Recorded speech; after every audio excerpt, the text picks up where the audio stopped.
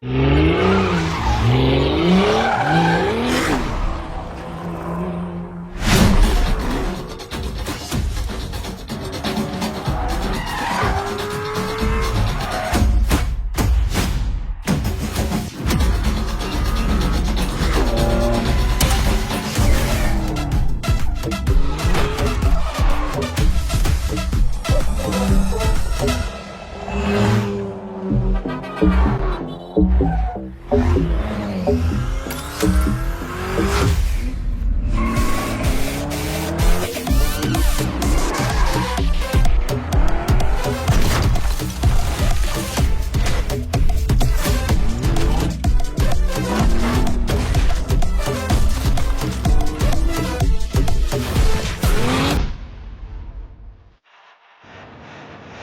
willkommen hier aus Köln. Welcome to Gamescom. For the first time, Xbox Game Studios, Activision, Blizzard and Bethesda are coming together here in Cologne to bring you what you want. More new games. And we've got our work cut out for us this week as we showcase the more than 50 titles on display and the many ways to play that makes Xbox the best place for gaming. And to do all that, we've assembled an international squad, because with this many titles, we need reinforcements.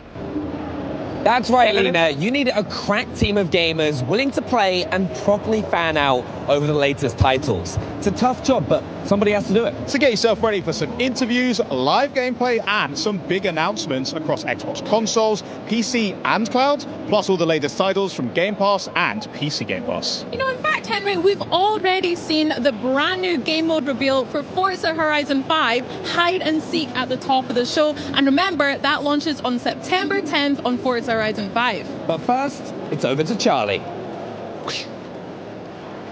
To help kick off our show, we've got some very familiar faces here with us. It's Sarah Bond and Phil Spencer. Thank you so much for joining us today. First question, how does it feel to be here at Xbox's Gamescom presence? It is so much energy here. It's been fantastic to see the fans, to be part of opening night live last night and to see their reaction.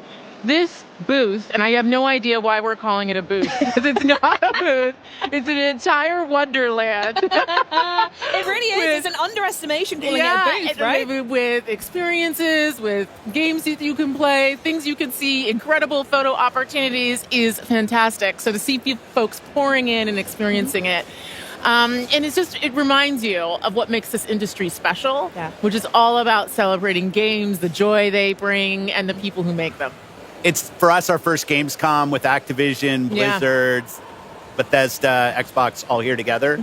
So there's definitely something special. All the teams have gotten together, and I think there's just such great representation. I'll also say the industry has gone through a lot of transition with our shows, and seeing Gamescom as strong as ever with fans, consumers coming in, all the creators that are here, and strength across Europe. Like, we need more of this in the industry. I'm glad we're here supporting. And it's just awesome to see how the gamers show up to support this show. Bigger and better every year. We love to see it. Before we come to the booth, though, I actually want to talk. I saw you both were at Opening Night Live yesterday, and there were some pretty amazing reveals and news in there. So what was it like? I couldn't get a ticket, unfortunately, but what was it like to be in the room with that live reaction? There's nothing better than being in the room with the live reaction and to just see people marvel at the things that are being made. All the work being showcased, and folks put so much work into bringing that forward. I'd say for me, it was really cool to see Game Pass titles in the show. I think we had over a dozen titles that are coming to Game Pass in the show. We just have a fantastic lineup. But I was especially excited to announce that Genshin Impact is coming to Xbox. Yeah, that's my one. There's some pretty cool Game Pass rewards that are going to be part of that. Nice. There's going to be full cross progression, and it's also going to be on cloud. So that one was a real highlight for me, because I know so many fans are excited to enjoy that on the Xbox. I love when creators are making new things, and you have to be really brave to come to a show, maybe before you're done, show your game, get the feedback. Teams that are creating new games. I thought the diversity of games at the show was awesome. Oh, absolutely. From big, huge games to smaller games, things we've heard of, seen. things we hadn't heard of.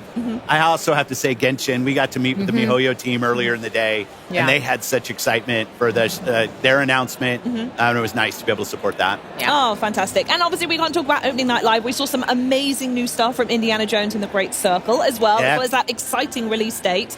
We also saw the news about PlayStation as well, which is really cool. I'm really interested in that. So I want to know how this connects back to Xbox's perspective on how and when this approach happens to other titles. I mean, I'll start just saying Machine Games is doing such a nice job with that game. I thought it showed really well. And that's the most important thing is quality of the games, teams that are getting support that can go build the game. And it was just nice. The long gameplay segment that they had, I thought was fantastic. Going to the PlayStation announcement, obviously last spring, we launched 4 games, 2 of them on the Switch, 4 of them on PlayStation, and we said we're going to learn. We said we'd watch, and I think at Showcase I might have said from our learning we're going to do more.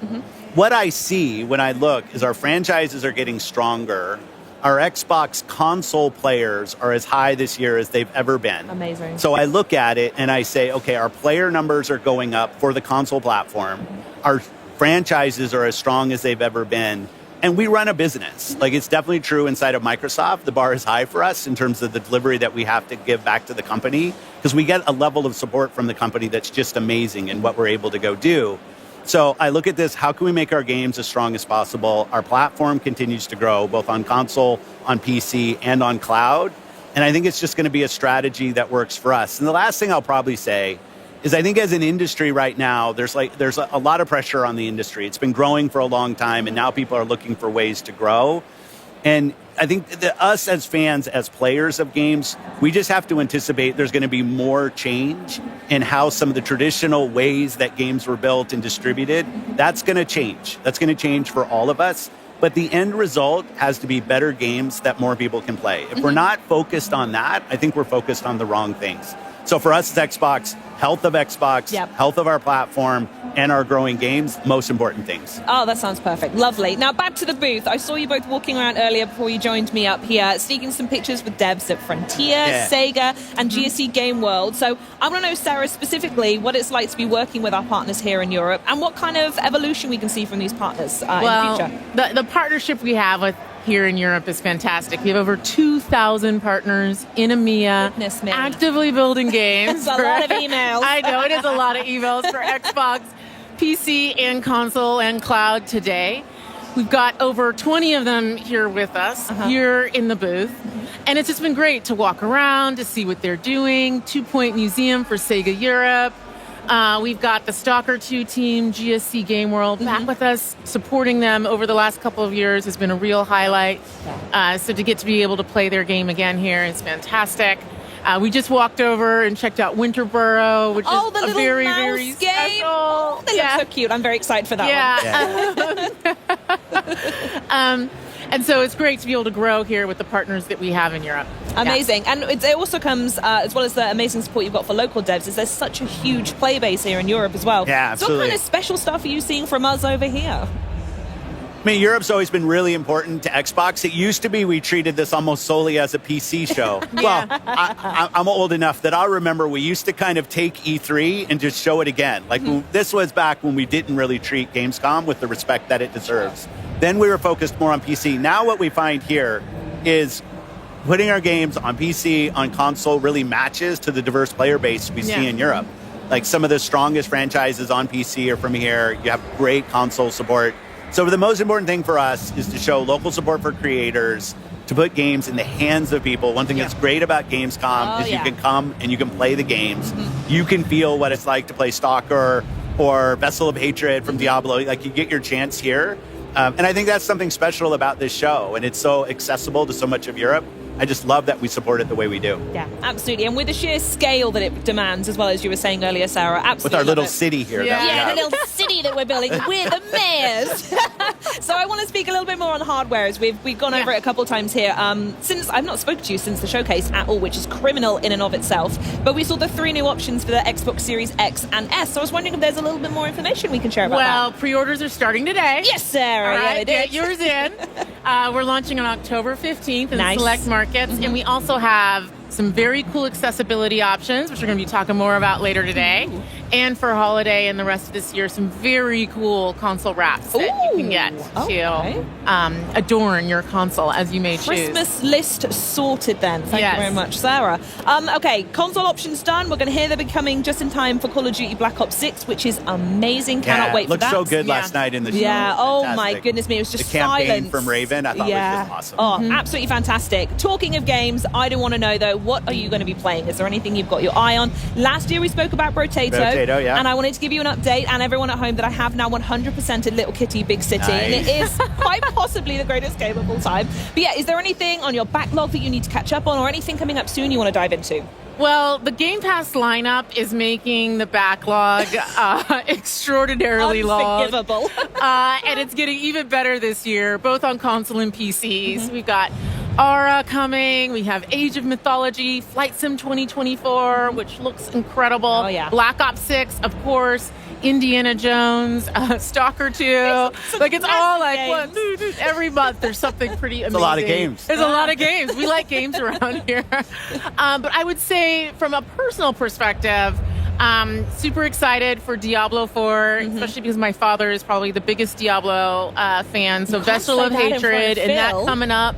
Yeah, the fact that Vessel of Hatred is coming up is pretty big in their world. And then I am excited to play Genshin Impact on Xbox, and particularly to check it out over the cloud. Yeah, very good. We'll have to duo for that one. That sounds grand. Yeah. Love it. Perfect. Phil, anything for you? Well, P3 on Xbox Live, people can see what I'm playing. A lot of Diablo 4 right now. My rapid fire rogue is L100, all my glyphs to 21. Having a good time with that. I mean, I just love the game, playing with my friends.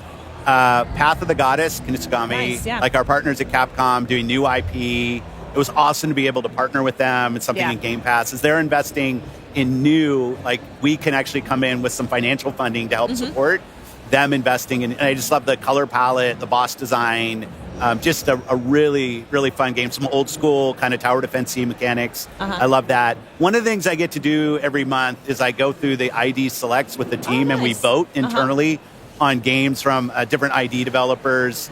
Daydreams is a game I'm really liking. Little boy and his toy teddy bear, and kind of a single player type co-op game. It's fun. I'm sold. I think a couple months ago, High Water was a game that's really good. Like I love when I get a list of games from creators and teams I haven't seen before and get to dive in. I think there's like 15 of them. I play them, and my vote's just like anybody else's vote in terms of where they rank. But that's fun. A lot of great games, a lot of kind of new things and things that have been around for a while. Oh, and I'm here, so I'm not doing it. My buggy in Starfield, I'm looking forward. I've been asking for Todd for vehicles. Come on, Todd, I want vehicles in this game. I'm tired of walking around this planet. And I thought the trailer for that looked really good last night, so I can't wait to drive around planets and Starfield. Wonderful. And talking of driving, I'm personally, if anyone's wondering, super excited. Forza Horizon 5 is over there. Yeah. It's a game I cannot put down. Absolutely adore it. So if they've got something new cooking, I desperately need to see new gameplay mode. Yeah. So excited. Well, thank you so much for joining me. Thank you so much for the chat. Please enjoy getting your hands on our lovely city we've got here. But I'm going to speak to these guys here, because if, like me, you've been eyeing up those new consoles, then buckle up, because we want to help you win one. Now, over to Bex with more information. Well, thanks, Charlie. So not only are these honeys available for pre-order right now, anyone watching the broadcast has a chance to enter to win either the 1TB Xbox Series X All Digital Edition, by the way, the 1TB Xbox Series S, both in Robot White, or the grand prize of the 2TB Special Edition Galaxy Xbox Series X. I mean, look how gorgeous that is. To enter, just head over to twitch.tv/Xbox, check out the rules and all the info in the chat. And best of all, good luck. So, next up, we saw Forza Horizon 5's new gameplay mode reveal at the top of the show, the hide and seek. We are now going to look at some new wheels that have been inspired by Dallas Maverick star Luka Doncic, and best of all, blessed by the GOAT himself, Michael Jordan. So let's have a look.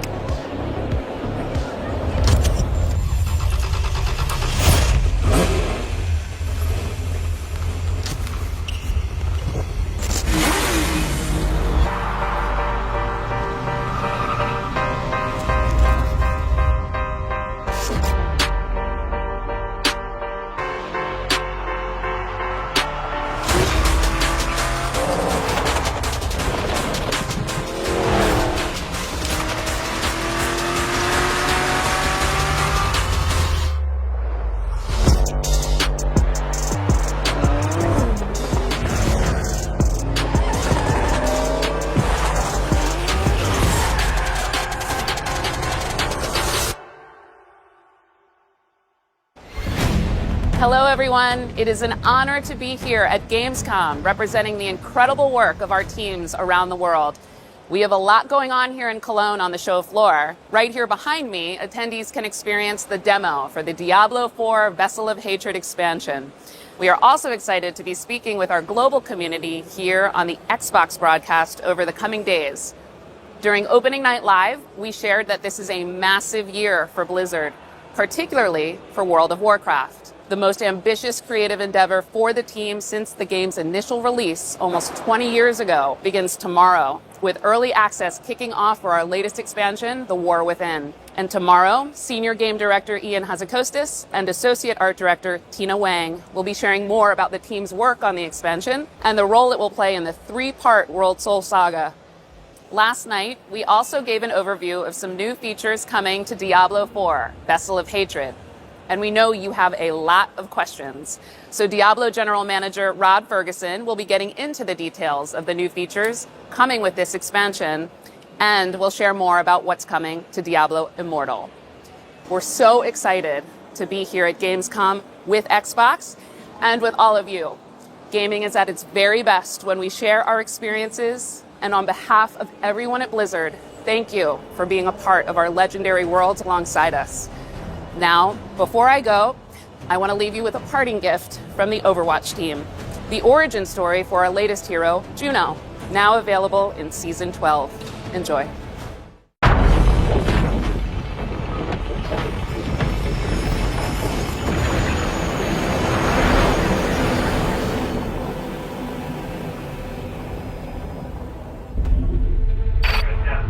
Flight, we're wondering why you haven't fired primary boosters yet. All systems appear optimal. I just need a minute. It is so hard to say goodbye to the only home I've ever known. I understand, but the colony isn't safe anymore, and our window of opportunity is closing. So let's get you on your way to your new home. Next stop, Earth. Initiating boosters in 3, 2, 1. Control? Our sensors indicate an external issue. External? Follow protocols and you'll be fine, but you have to hurry.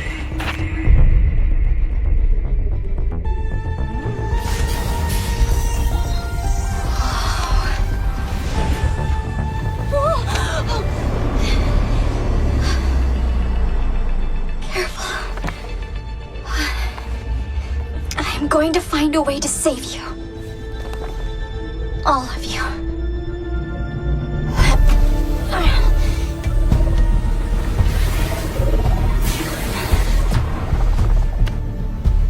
I think I see the problem. Copy that. Okay.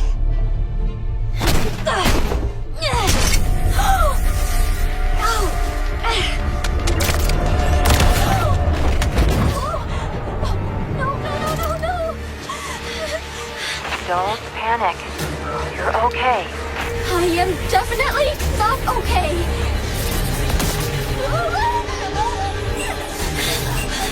Why did I think I could do this? Juno, I believe in you. You've trained for this kind of thing your whole life. You have all the tools you need.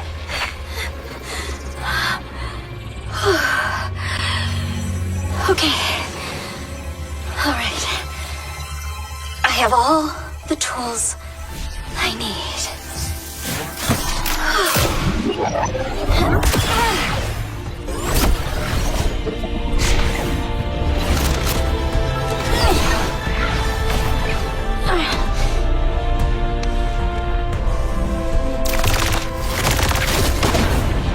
Control.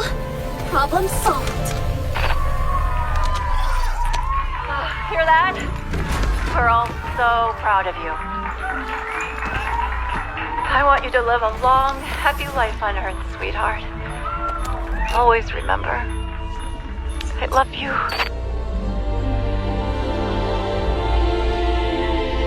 I love you too, Mom. Okay, Earth. Here I come.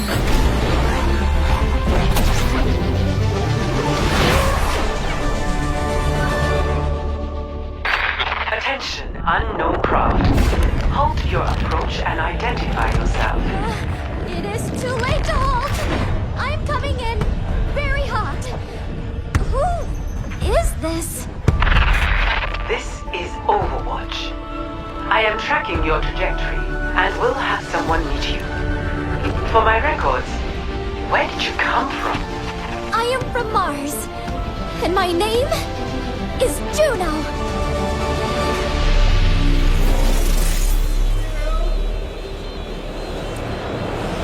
It's one of the fastest selling games in Blizzard's history, and it just made headlines again at last night's opening night live. And here to give us an exclusive look at Diablo 4's newest expansion, please welcome General Manager Rod Ferguson, Systems Designer Aislinn Hall, and Lead Game Designer Rex Dixon. Welcome, guys, to Gamescom. Thank you for having us. How you guys all doing? Yeah, it's exciting stuff. Now, for those of the people out there that might have missed what happened last night, why don't you clue us in? What exactly did you just do? Yeah, well, last night was exciting. So our game director for their Vessel of Hatred expansion, Brent Gibson, got on stage and he talked about something that we've been going even deeper on the expansion. You know, we've talked about the Spiritborn, the class, we've talked about the new zone, Nahantu, talked about the new story campaign, but we're like, there's even more in the expansion than that. And so we really want to get into like different ways that people want to play the game. And so we introduced the Undercity of Kuras, which is our new dungeon, which Rex will talk about. We have our new Dark Citadel, which is our multiplayer co-op. And then the big thing was our trailer last night for our mercenaries. Ah, mercenaries. Now, let's talk about them for a sec, because this is a brand new gameplay feature. We'll talk about new class and all that kind of stuff in a sec, but mercenaries seems really interesting. You showed off like this vignette with 4 different characters. I mean, introduce us to them. Who are these people? Why did it feel like the right time to bring it in now? And how do you hope players are going to engage with the mercenaries? Yeah. Rex? So I think the franchise has a legacy of, followers and mercs, and we wanted to really reimagine that formula. And so we added this feature called Mercenaries to the game. There's 4 mercenaries that you can recruit. One is Rahir, one is Variana, Subo, and Aldkin, the demon child, which everyone got very excited about at the show the other night. And so there's a lot of depth in mercenaries. So you'll meet Rahir in the campaign. He'll introduce you to this hideout called the Merc Den. And within the Merc Den, you can find these quests. You have to go on these story-based quests to actually acquire the Merc in order for them to party with you. So each Merc has his own backstory, his own personality. And then once you acquire them, you can bring them into your party with you. And essentially it facilitates a way that solo players never have to feel like they're alone again. Because now they have this friend, this partner who can adventure with them. And so one of the ways that you progress your Merc is you have each Merc has their own skill tree. And you can sort of pick and choose which skills you want them to have.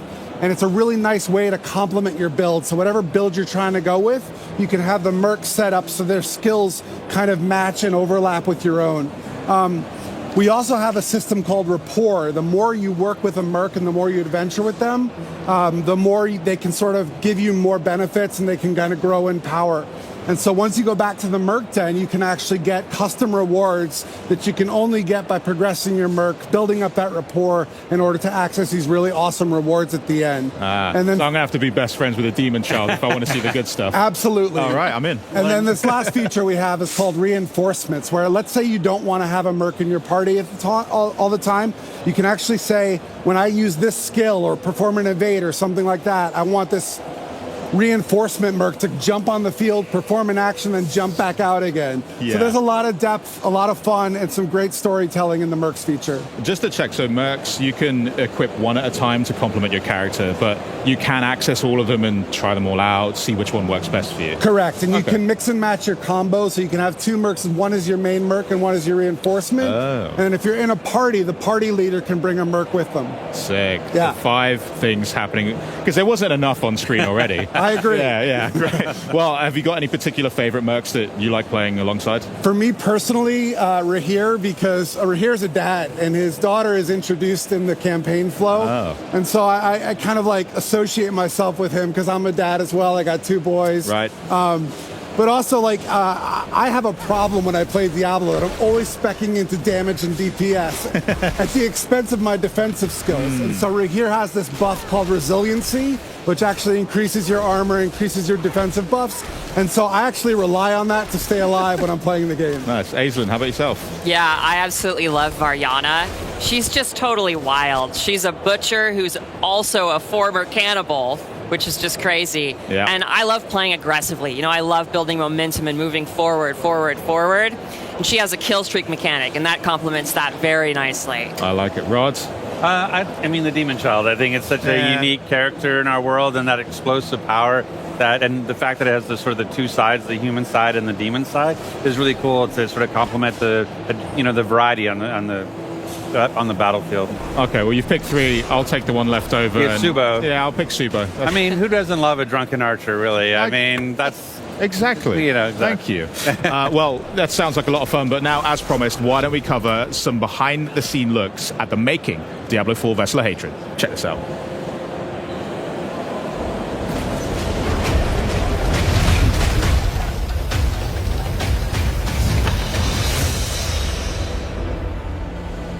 In Vessel of Hatred, we travel south to Nahantu, a region with both deep ancient jungles and vast sprawling plains. It's the last stretch of land in Sanctuary's eastern continent, and we've packed it full of experiences for every type of player. In this expansion, there's a whole lot to explore under the dark canopy of Nahantu. Nahantu is the southernmost region of the eastern continent that Diablo 4 has been taking place in. It's the last region that we haven't visited yet so far in the game, but it is one that we've been to before in Diablo. There's lots of new areas. We have 6 in total. 4 of them are jungle themed, and then we have 2 that are Red Rock Canyon, but each one of them has their own unique identity. When you first arrive in Nahantu, you're in this place called Lingering Hatred. This is high treetops canopies where you're almost walking amongst the branches high above the jungle floor. Imagine a thick canopy that the light is just barely poking through. The whole area has been infected by this thing called the Hollows infestation. The Hollows are a new enemy that's associated with Mephisto. They themselves are kind of like a tar-like substance creature born straight out of the depths of hell. It feels a little twisted. There's a sickness to the area itself. Humans have ventured into this deep part of the jungle where there's all this poisonous plants and flora. The dregs actually started experimenting with eating these hallucinogens, and it put them into this aggressive psycho rage. The dregs were pretty fun because we were able to push more variety in the monster family. You have one of these tall dregs and then half of a body of another dreg on top of it, kind of controlling it and telling it where to go and tossing poisonous bombs at the player. When you come across it, it's very memorable. And then we've also got the area of Tenganse, where you've got the Tenganse Plateau, which is full of these red rocked plateaus and canyons. Imagine getting up above the land. Those gigantic walls have pockets inside where monsters could live. It offered up a lot of opportunity to bring back a monster family like the Lukunai. We're bringing them back in a new way here as a fully fleshed out monster family with multiple classes. What a more brute force looks like, what a caster looks like. They are very much apex predators, and we're definitely in their territory. And then there's a little sub-area called the Skittering Earth. The name alone makes your skin crawl. It's bug infested, and you can see how the bugs have destroyed the jungles and kind of input their influence on it. Within the Field of Giants, you have these giant corpses of these long dead demons that humans have begun to mine away at for their resources.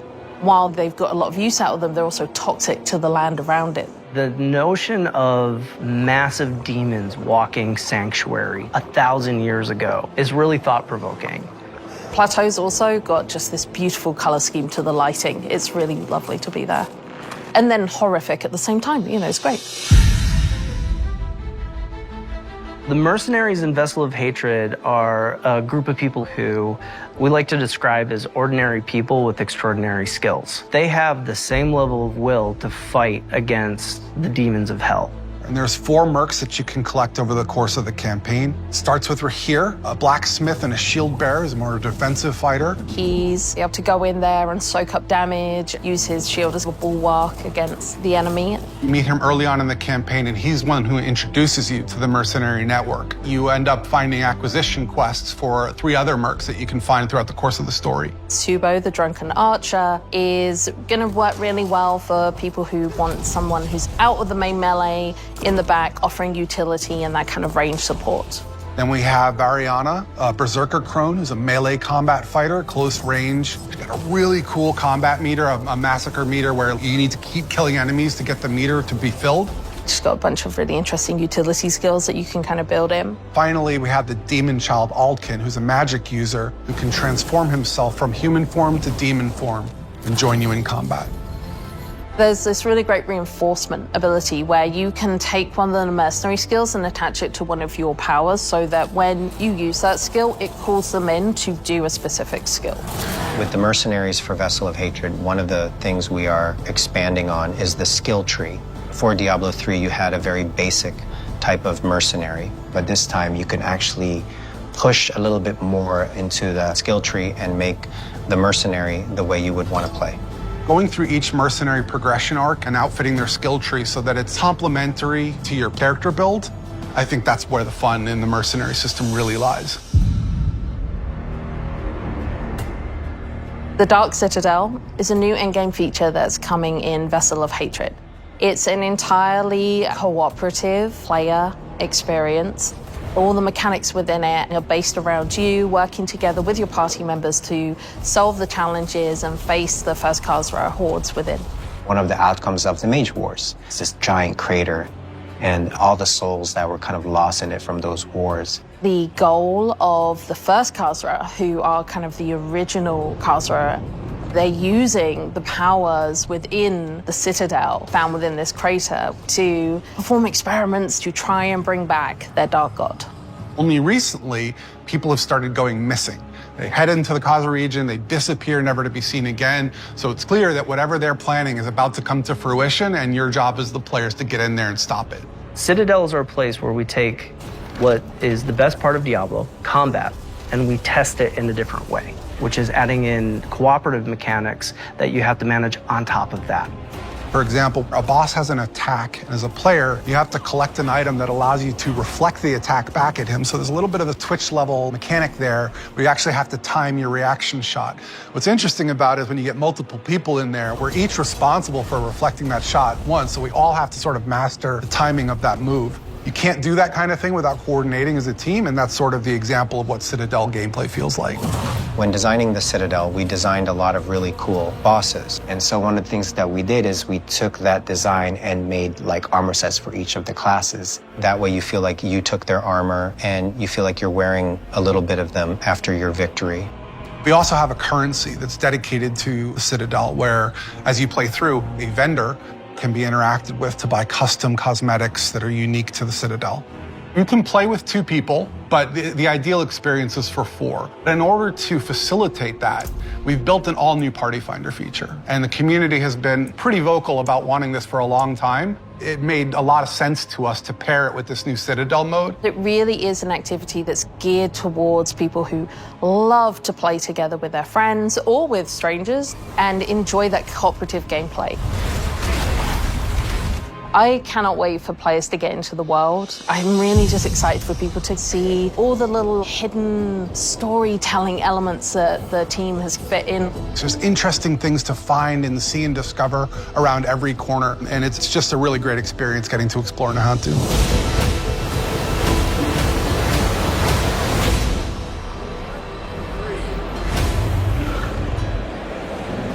I mean, Party Finder, that is a fantastic idea. I mean, the amount of times I log on and a buddy's not there or whatever, now I can fill that gap. And who needs friends anymore, right? So, there was a lot in that. I want to talk specifically first about the Dark Citadel, because as a guy that's into his endgame activities, that's a really creative way to bring players together and actually work things out. So tell us, what actually will players have to do inside Dark Citadel to earn some rewards, get through it alive? So it's really a unique model for us. And again, Dark Citadel is built towards endgame. And we're doing more in Vessel of Hatred to push players through the campaign and then into the end game, where we think some of the best content is. So Dark Citadel will require at least 2 players to get through, and requires a lot of communication between players to overcome challenges. Every week there's going to be updated rewards, so there's always a reason to go back and do it again, because there's going to be some new stuff in there, including one very big fan requested feature, which is our scroll of retempering. So no more brick items. You'll be able to apply the scroll and get all new tempering charges on that item. So I know everyone's very excited about that, and Dark Citadel is the best place to go to get that. Excellent. Well, there is a lot in that, but it isn't the only thing that you're launching on October 8th. So what else we got to look forward to? Yeah, so on October 8th, we're also going to be launching Season 6 alongside Vessel of Hatred. And Season 6 is going to have a ton of content that's bespoke. It's totally separate and unique to Season 6, and it's going to be free for all Diablo 4 players, which is awesome. Nice. We're going to be talking a lot more about the details of the content of Season 6 in the coming months, but there's not going to just be new content coming in Season 6. Alongside Season 6 and Vessel of Hatred, we also have major character progression updates coming to Diablo 4. I'm going to have to ask for some specifics, surely. That's you're teasing me too much. What else you got? Yeah. So if you're familiar or you've played Season 4 Loot Reborn, you know we did a lot of itemization changes that kind of fundamentally altered a lot about how you're playing the game and how you're getting rewards. The scope of the character progression changes that are coming in Season 6 are... It's the same. Like, it's the same grand scale. There's a lot of changes coming to character progression, a lot of improvements coming. I'd love to talk a little bit about the goals and also a little bit about some Paragon changes that are coming with the character progression updates. Yeah, so really when we were thinking about these changes, we took a bird's eye view and we wanted to think about how can we make put the power in the player's hands of how they want to interact with the challenge that Diablo 4 provides in the game. We wanted to make sure that you could opt in to your challenge level that you're comfortable with so that you can set your own pace in any activity throughout all of Diablo 4. And so we've applied, basically, you know, if you've played Season 4 Loot Reborn, or you've played some in Season 5, you might be familiar with the Profane Mind Cage. That's an item that allows you in the Hell Tides to up the level of the monsters, up the difficulty, but you get more rewards as well. And we've kind of applied that philosophy throughout all of Diablo 4. You can kind of opt into your own challenge and then get more stuff because of it. Sick. And then alongside that, we also have a lot of changes coming to Paragon. We wanted to add depth and choice to the Paragon system, but we know that it's pretty daunting for some people, right? So we wanted to make sure that while we were doing that, we weren't increasing the complexity, right? We want to make sure that it's still very, that it's an approachable thing, but there's a lot of cool stuff you can do with it. And I could go on forever and ever and ever about this for hours. But we're going to have a lot more details in a developer live stream on August 29th. We're going to have a campfire chat where we're going to be talking all about the specifics of these things. Awesome. I'm absolutely buzzing to see it. I mean, the best way to phrase it is like what Season 4 did to loot, Season 6 will do to progression. Excellent. And the thing too, but just go back to the Party Finder, like there's things that people look at, like what's part of the expansion and what's not. Party Finder is coming to the game, not just to the expansion. So, oh, great. And what's great about it is not only can you access it through the social menu that you can see, or you can access it through your remote wheel, you can actually access it from the map.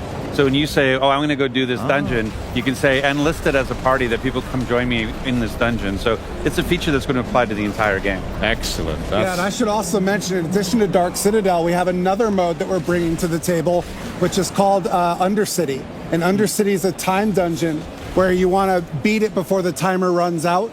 And that mode has modifiable rewards. So you get these things called tributes, and depending on which tribute you use, you can modify and scale your rewards with the difficulty.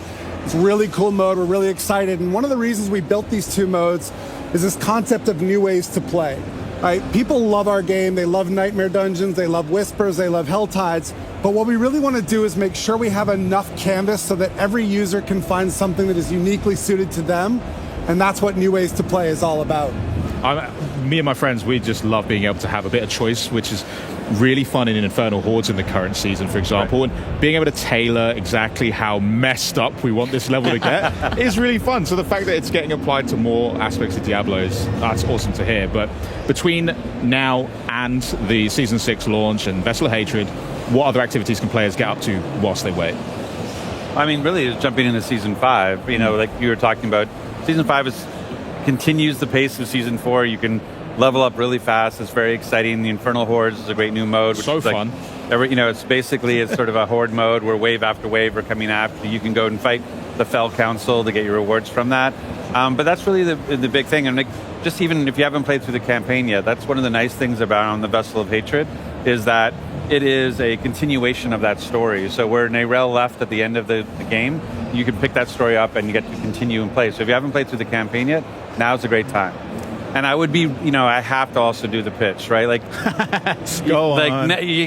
It's an awesome time to pre-purchase the expansion. You know, one of the things we had some great incentives before, where you get the new cat mount, you get new armor, you get pets now, you get snow leopard and a tiger that'll follow you around and pick up stuff for you.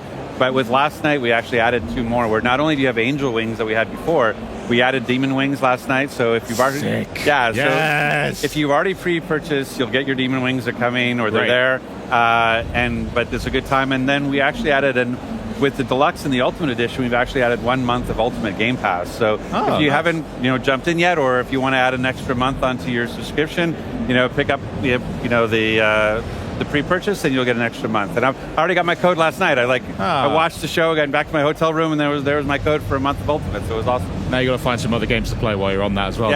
In between Diablo. And, you know. Is that possible? I don't know if that's possible. That's true. I mean, I've already put in quite a few hours into the current season, and it's so much fun as is, and I just can't wait to see the Season 6 drop as well, and Vessel's looking great, new class as well. I mean, thank you so much. I don't know what else I'm going to play in the meantime. You guys have just killed all my free time. Well, it's great. One of the nice things is we have a demo deck on the booth here. Here we have the whole Hantu corrupted, you know, temple, and it's actually got a 20-minute demo of the Spiritborn. And what's great about it is you go in and you can pick whether you want to be a gorilla type or a centipede type or a jaguar type or an eagle type based on the Spirit Guardians. But then when it sort of clicks in after you played it for a little bit, like, wait, these aren't 4 different classes. This is one class with this amount of variety that I can apply to it. And so you can go in and double down on the jaguar. Like my shirt says, like, if you can be a jaguar, be a jaguar, right? Like, but, you know, you also can be, you can mix and match. You can be half centipede, half gorilla, and create really cool mixtures and unique play styles. And so, you know, it's really exciting to watch people get their hands on. This is the first place that, you know, outside of press and content creators, people have been able to play, and it's been fun just to watch them play. Well, half centipede and half gorilla is a disturbing image to end on. But, you know, thanks a lot. You're going to stick around because we need to talk about that. Rex, Aislinn, thanks so much for joining us. Changing gears now, though, we are, for those of you who have been counting down the days to September's Diablo Immortal major update, we've got a sneak peek at the making of Immortal's hellish bosses, including the rebirth of the Dark Lord of Terror himself.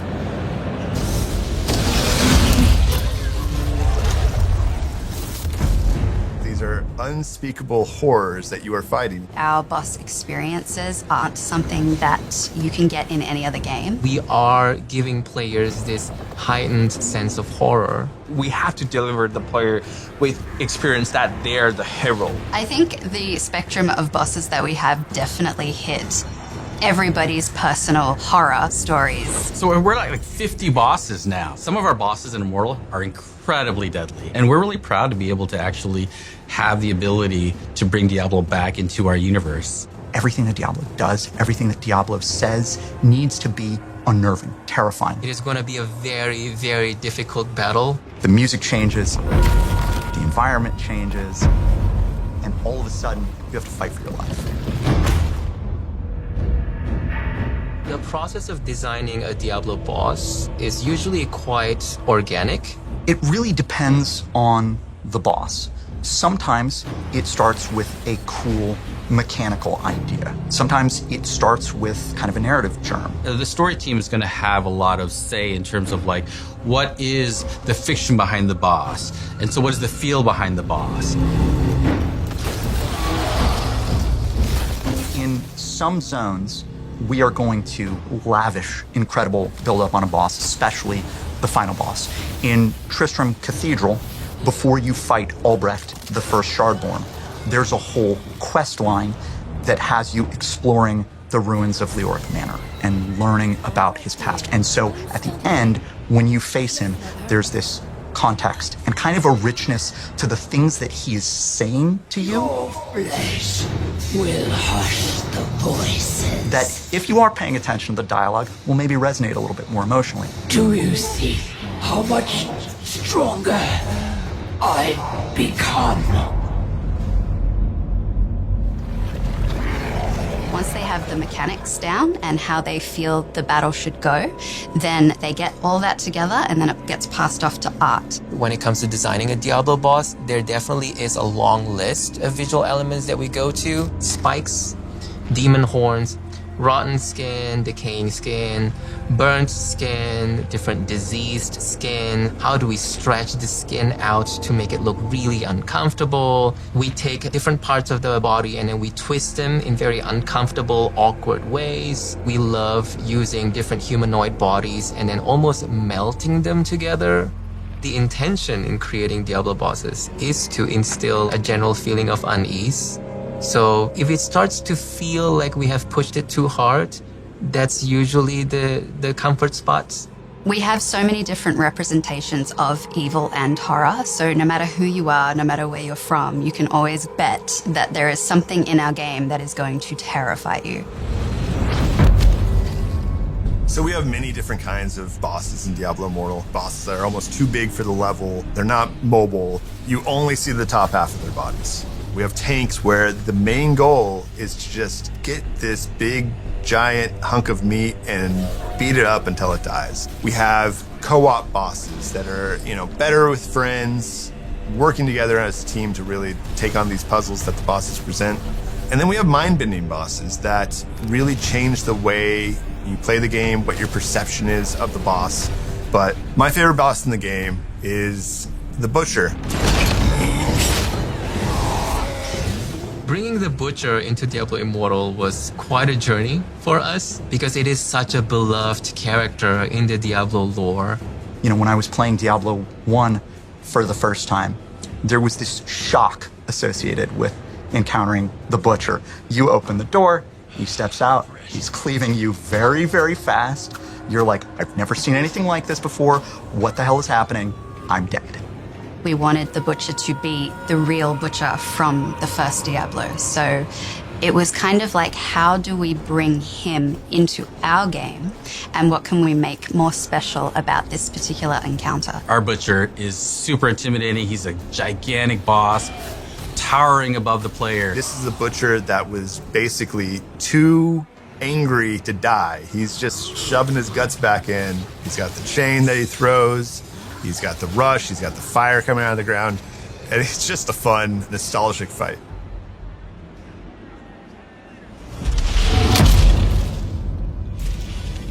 We've been building towards this encounter with Diablo since the launch of the game.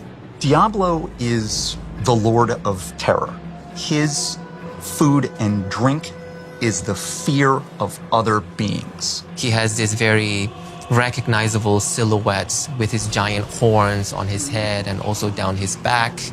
He has this very intimidating smile that is signature to Diablo. Diablo having a World Stone shard means he's entering the nuclear age. He is now walking around with a weapon of mass destruction to bend reality, to perhaps create new realities. The whole team is excited. It's electric. Getting to bring back Big Red and then unleash him not just on one boss fight, but on an entire zone, on Sanctuary itself.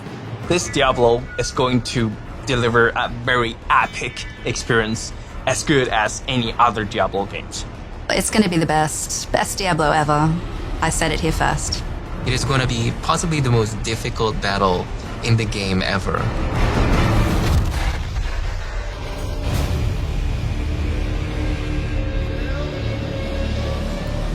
Well, they're called Lilith's Mightiest Warriors, and no, I'm not just talking about our guests here, but joining us once again, this time to tell us more about what we just saw. We've got Diablo's GM Rod Ferguson, and please welcome Diablo Immortal's executive producer, Pei Wen Yao. Hi. Thanks so much for joining us, Pei Wen. Thanks for having me. What the hell was that all about? Are you kidding me? That's got huge implications for the lore of Diablo, because you're bringing him back. Yeah, well, Tell me about this. I mean, it's a thing that I don't think everybody really knows what Diablo Immortal is, really. So let's start with there. Okay, fair. Like, I think Diablo Immortal, the way to think about Diablo Immortal is our free-to-play offering in Diablo. It's a way to bring more players in. We wanted to go where the players are, and we were like, okay, not everybody is part of the mainline Diablo 4 world. So this is a way to reach players where they are. And so we have this great free-to-play, huge campaign, over 11 zones. You get 8 classes. We just added 2 over the last 2 years. Best class.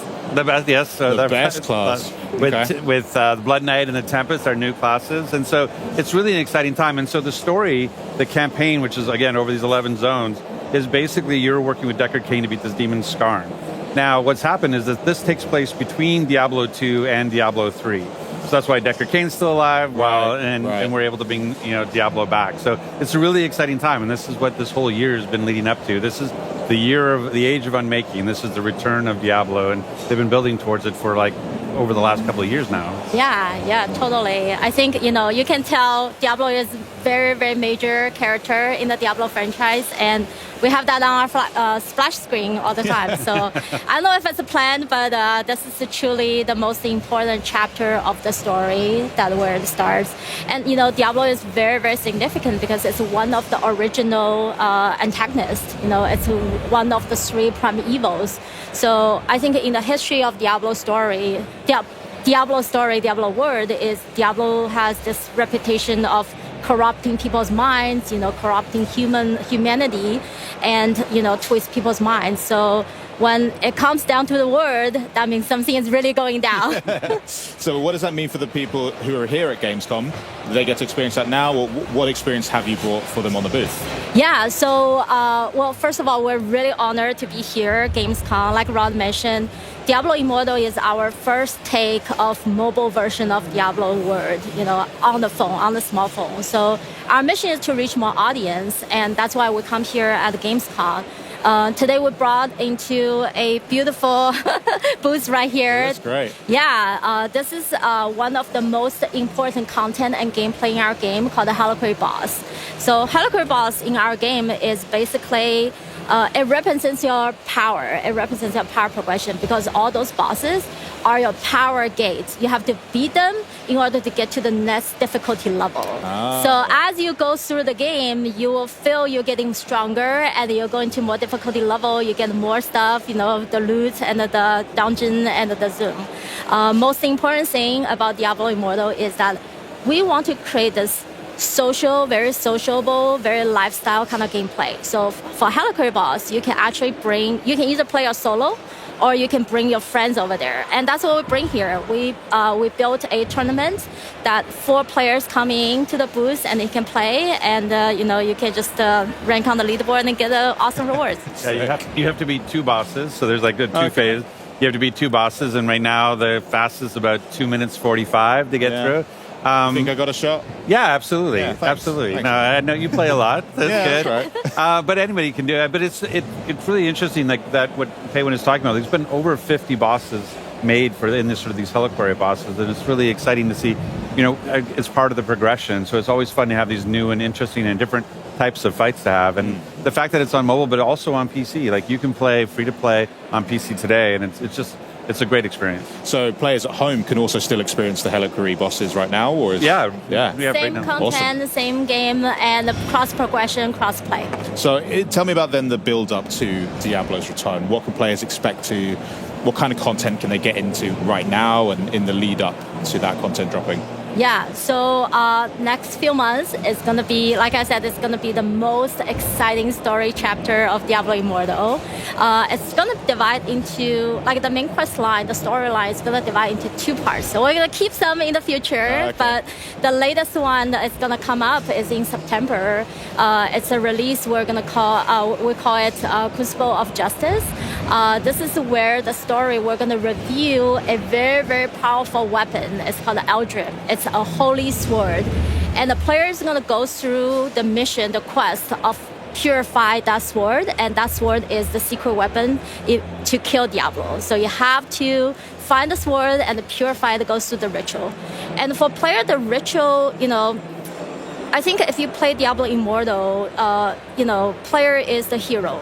You play the hero, you save the sanctuary, you save the humanity, but the sanctuary is corrupted, it's dark, and that darkness casts into players as well. So the ritual of purifying this Eldrim is actually a symbolic move of player that they willing to sacrifice themselves for the humanity, and that they want to prove themselves to be worthy to use the Eldrim, the holy sword, to kill Diablo. So that is the first part of the September release, and then we're gonna save the second part to the December, our holiday time, and we're gonna release the second part, which is the most exciting part, that you're finally gonna face the Diablo. And with the Diablo boss itself, we also introduce a amazing zone. It's called the War's Crown. Zone is one of our very, very important content in the game as well. It's beautifully designed. Not traditional concept of beautiful, but it's... I don't think I've ever heard the word skin used so many times. I'm a little concerned, but I'll trust you guys. It fits the word. It's beautifully designed. It's very dedicatedly, created. And it's icy, it's barren. And it's that way is because Diablo travels through that continent and transforms the place. So it's like very depressing, all the cast coming down to the earth. Well, that's why, players are here to save the world. And when player travels through this War's Crown, you're going to encounter a lot of enemies. You're going to defeat them. Eventually, you're going to encounter Diablo as the final boss. Yeah, I mean, Tyrael. Like, Tyrael is like, when you think about like recognizable characters in the Diablo lore, Tyrael, the Angel of Justice, is one of the top ones. And so this is what's really neat about the story, is that it takes Tyrael's sword, Eldruin, and that's the sword you have to use to defeat the Diablo. And so that whole idea of, hey, while I've been fighting Skarn and getting these World Stone shards, I've become corrupted and I have to get purified over in the Cold Isles so that I can actually be worthy of this sword. And taking that sword and then being able to use it against Diablo is just a really cool moment. I mean, you said in the video as well that this fight with Diablo will be the toughest fight players have ever... I mean, is that true? What are you possibly throwing at us? Because you also just showed us like a 20-foot butcher. So, what's Diablo? What's he going to do to us? Anything you can share there? Yeah. Oh, well, I'm going to see how much I'm going to spoil here. But Diablo boss is going to be the hardest one that the player going to encounter. Because Diablo is such a classic character, so we still take a lot of, the classic skills from Diablo. So, it's still featuring fire, lightning. So if you go to the battle, have some equipment, have some gears that with the fire and lightning resistance will be helpful. I remember. And because you bring the Eldrim to the battle, right? So when Diablo calls all his Diablo soldiers, and they will swarm over to you, and you have to beat them really, really fast. And that beat up of those enemies actually going to recharge your Eldrim. It's going to make the Eldrim ready to, make it good use. So, and by the end, hint, the real end. Oh, come on. The real end, you're going to see this beautiful cinematics. It shows how player take Eldrim and eventually kill the Diablo. So, that's all so exciting. I can't wait to... Well, I'm going to have to go and set a time on the booth to make sure I get a chance at that leaderboard. But I want to thank you both. So we have the Inaria statue, the really big one that's the size of the... I want it. You're going to fight me for it. I'm taking it. I can't. They're going to kick me That's out. what we're doing straight afterwards. We're all going down, and I'm going to come out on top, all right? Awesome. Well, thanks so much for joining us. I hope you enjoy the rest of your Gamescom as well. Coming up, though, the team from Stalker 2 is here with the latest from the sequel, Heart of Chernobyl. Sick. Plus, we've also got a look at the newest Xbox accessories that are enabling players everywhere to play the way that they want. And later on, we're going to explore the newest Starfield expansion, Shattered Space, and find out why fans everywhere are setting aside gigs of space to explore even more of this epic open world. But first, do you know what's great?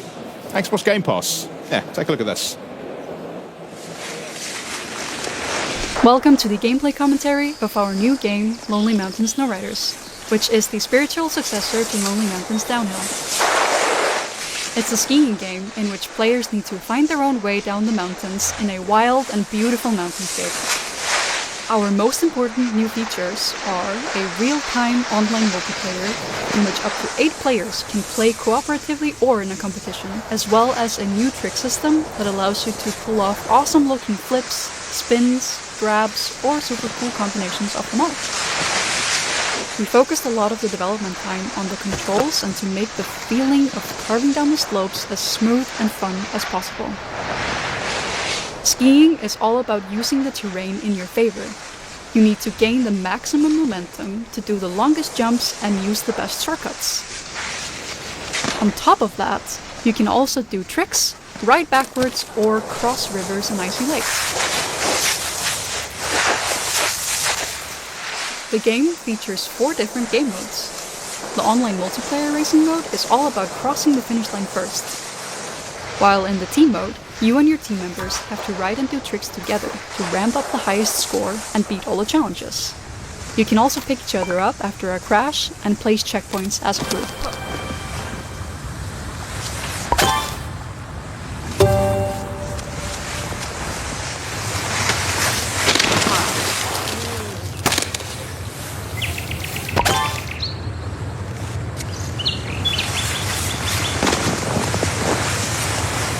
In the solo mode, you have to beat challenges to unlock new mountains and trails. You can also try to reach the top of the leaderboards, or beat your own ghosts.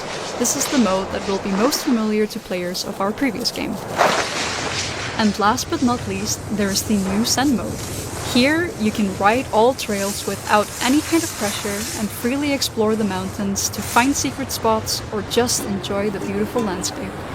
Whether you're playing multi or single player, you will gain experience to level up your profile, unlock new ski types and trick poses, and a large variety of customization items. Thank you for taking the time to watch this video.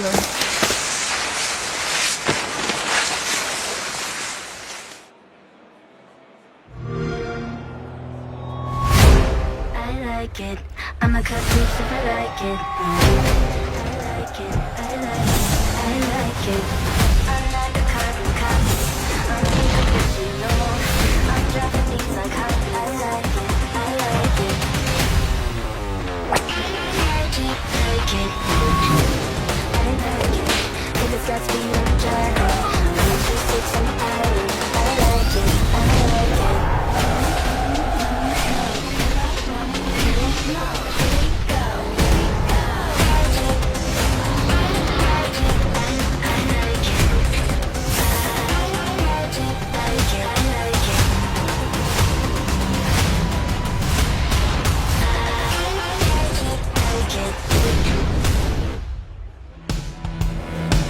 The Xbox Game Pass hype is real, and right now it's easier than ever to join the party, especially if you play on PC. Why? Because PC Game Pass is designed for PC players. Get new games on day one like Call of Duty Black Ops 6 on October 25th. Play some of the biggest games of the year and unlock partner benefits from Riot Games and EA Play. And if you're not already a PC Game Pass member, join now and get your first month of PC Game Pass for $1 or €1. This offer won't last long, so act now. But first, this post-apocalyptic horror action title is set against 64 kilometers of eerie, explorable area. It's also one of the most anticipated games of the year, and here to bring us back into the zone with some never-before-seen gameplay of Stalker 2, Heart of Chernobyl, please welcome game director Eugene Grigorovich. Eugene, welcome to the show. Yeah, thank you. Thank you for inviting. No, honestly, it is so exciting. We've got it on the booth here at Gamescom. I've been able to get hands-on. I'm so excited for you to take us through what you've brought with us today. But how's your first Gamescom? The previous was a year ago when we bring our demo, which was shown just on the PC. Yeah. And today we are bringing another demo, which we launch on Xbox Series X. And from our experience, it's looking very good. And we are happy for what we bring here and what we get the first impression from the players and the press. And for now, I'm happy from what they are telling us about the Xbox build. Yeah, I got to have hands-on with it, and it is so much fun. Because what we're going to do as well is we're going to hop straight into the gameplay that you're going to talk us through. So anyone watching who's excited to see Stalker 2 for the first time, if they haven't already, can see what they're going to be getting their hands on. So what are you are we going to bring the gameplay up? So we've got it on our screens. So as we go, if you want to talk us through this gameplay, so we can know what we've got coming up. Yeah. I'll take this part. So here the player is doing his first quest, and he got a scanner, a device. Player at this point doesn't know a lot about how it works and what it's for. He just gets information that it somehow recharged an artifacts that's put it inside it, and that if it got successful, it's gonna bring a lot of let's say money. Maybe something else. So at this point, player don't know what is the goal of the character, why he's doing it, and he's learning the story about your character also by doing this quest line. Because this is actually the bit that they've got on the show floor here, isn't it? At the start of the game. Because I had so much fun. I get what you mean as well when you're just trying to discover what exactly it does, and the storyline sets that up. But what about the combat in the game as well? Because we can kind of see our first fight here. Yeah. So it's a group of bandits. They were resting just nearby in their camp and doing their cheeky-breaky stuff. And then they saw that something happened. A wall was destroyed with a huge noise. They just turned up going to see what's happening and found you, a player, and it's amazing as well, because I found myself when I was playing this I was like the flashlight turning on and off, and like you can also like lean round corners, can't you, to kind of like engage fights from like a bit of cover. Yeah, so it's very important in this game to have a proper tactics. You should hide a lot. You should use your medkits. You should survive grenades, because AI is very pushing and challenging. They trying to outcome you, to go from other side, and it's pretty stressful. So it's a first fight. It's very simple fight against 3 bandits, but as from what we can see, it's often lead you to several deaths. It's very unforgiving as well, and we just see as well. I found that it's like a big part of the game is like looting. So what kind of things should people be looking out for when they're looting? Yeah. So the part of the game. So while we are fighting, we are losing our resources, consumables, food, ammo, and after the fight finished, we have to get through the dead bodies' pockets to find some ammunition, maybe loot their camp to restore what we just spent, because without it, we just run out of ammo, and the player would be like stuck. Because that's the big thing I have. I am very trigger happy when it comes to first-person shooters. Like, I fire way more bullets than I should. And then I found myself as well. I was like, I need to go check every building that I can because I need more ammo. Like, what kind of advice would you say for players hopping into Stalker 2 to spend their time in the world?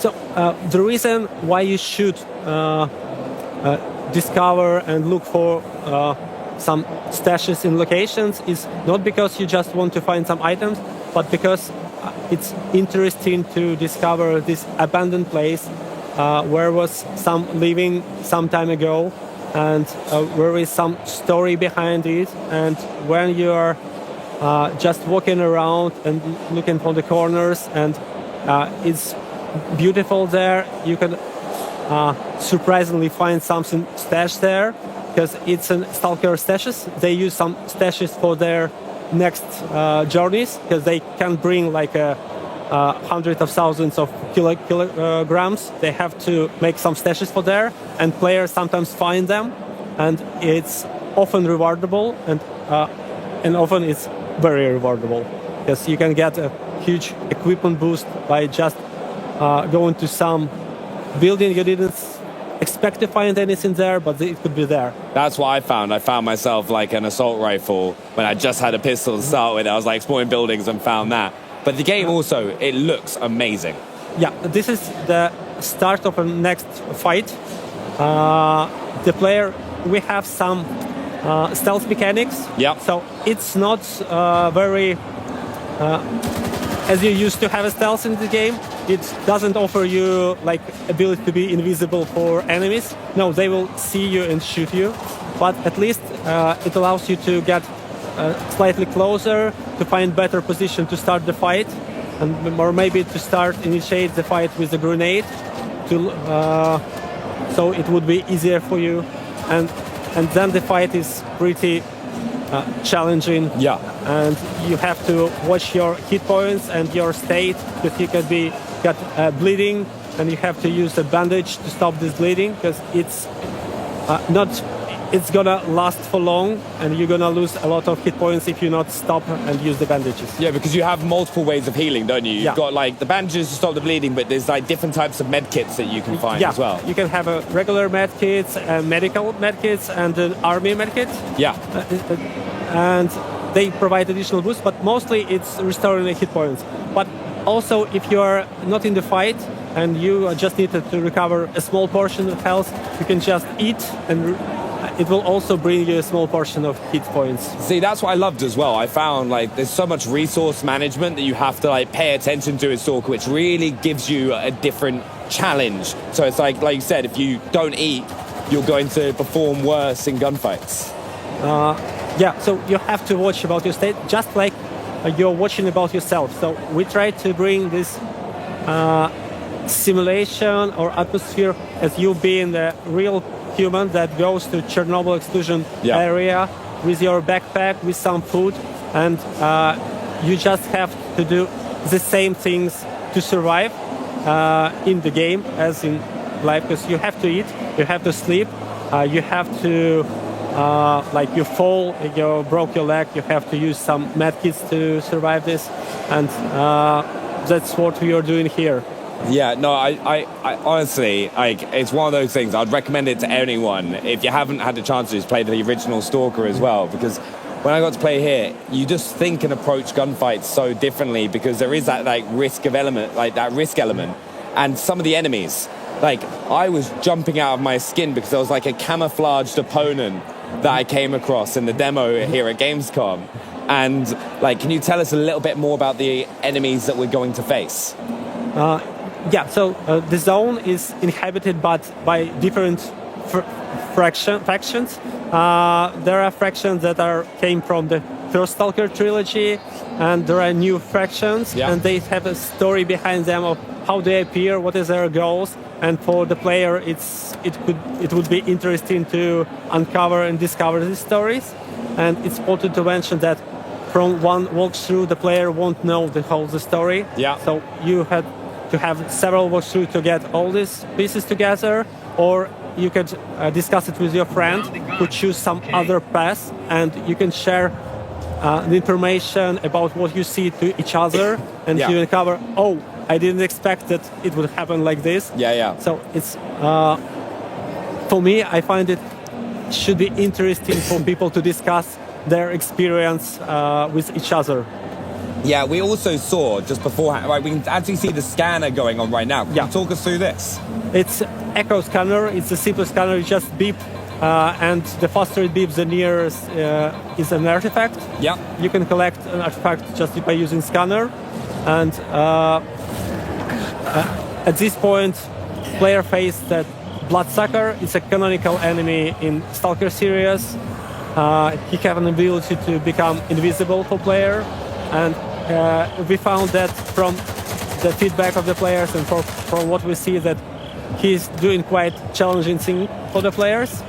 And but also it's very rewarding, because when you start playing the game and you start facing some challenge for the first time, you may die, second time you may die, but after it becomes easier for you, and at some point you become master of the game, and everything is easy for you. But it takes time to learn the game. this terrified me. Like, honestly, I was there going like, wait, at first I was like, what's attacking me? And I was like, how do I counter this? And I was like, suddenly realized there was a camouflaged opponent attacking me. It's like, I love that in this game though. There are so many challenging enemy, components.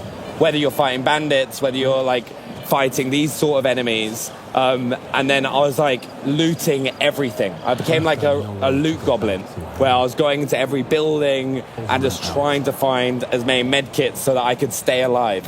And there is also a lot of pieces of content just near the locations. This is not a main quest. It's often not a side quest. It's just some encounters or narrative little stories to bring you an experience of discovering this real location, real zone. And it's not a fake world.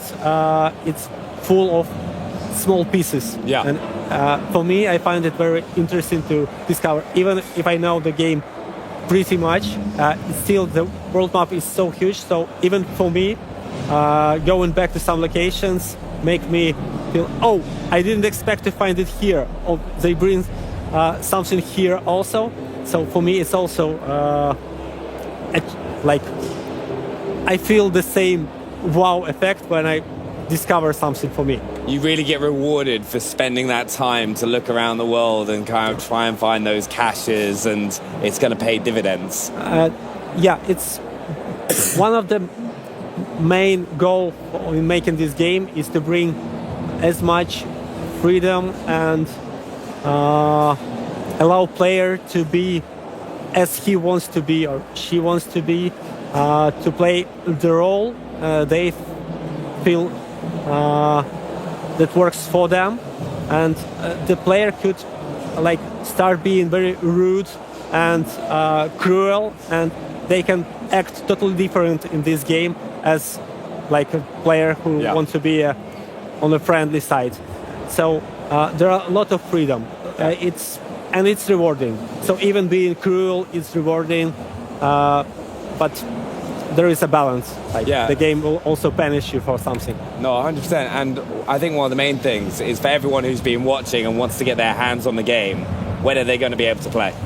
It's November, so it's not so much time left. And for us, we are like every day counts. We are doing everything possible to bring this as Polish gameplay as possible, and I hope you enjoy it. Well, honestly, from what I played at Gamescom, I can't wait to play it more. But thanks so much for stopping by. You can get Stalker 2 Heart of Chernobyl on November 20th. And of course, it launches day and date on Xbox Game Pass as well. But now to a new line of Xbox accessories, making a splash here at Gamescom. Take a look. So thank you so much, VJ. I appreciate that, mate. Thank you. Play video games. Good job.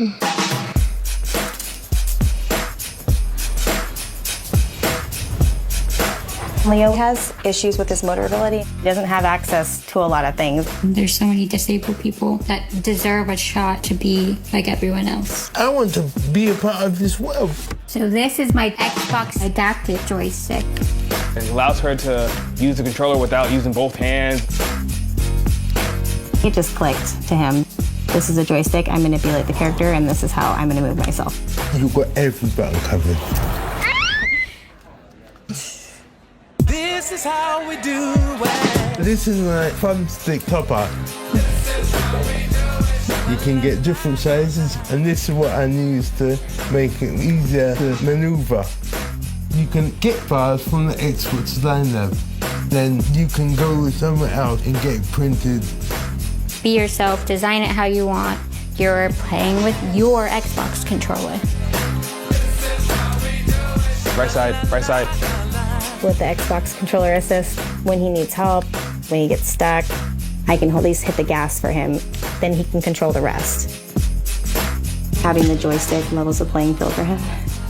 Your character, you can fly. He can do everything you can't do. He enjoys winning and will definitely let you know when he does.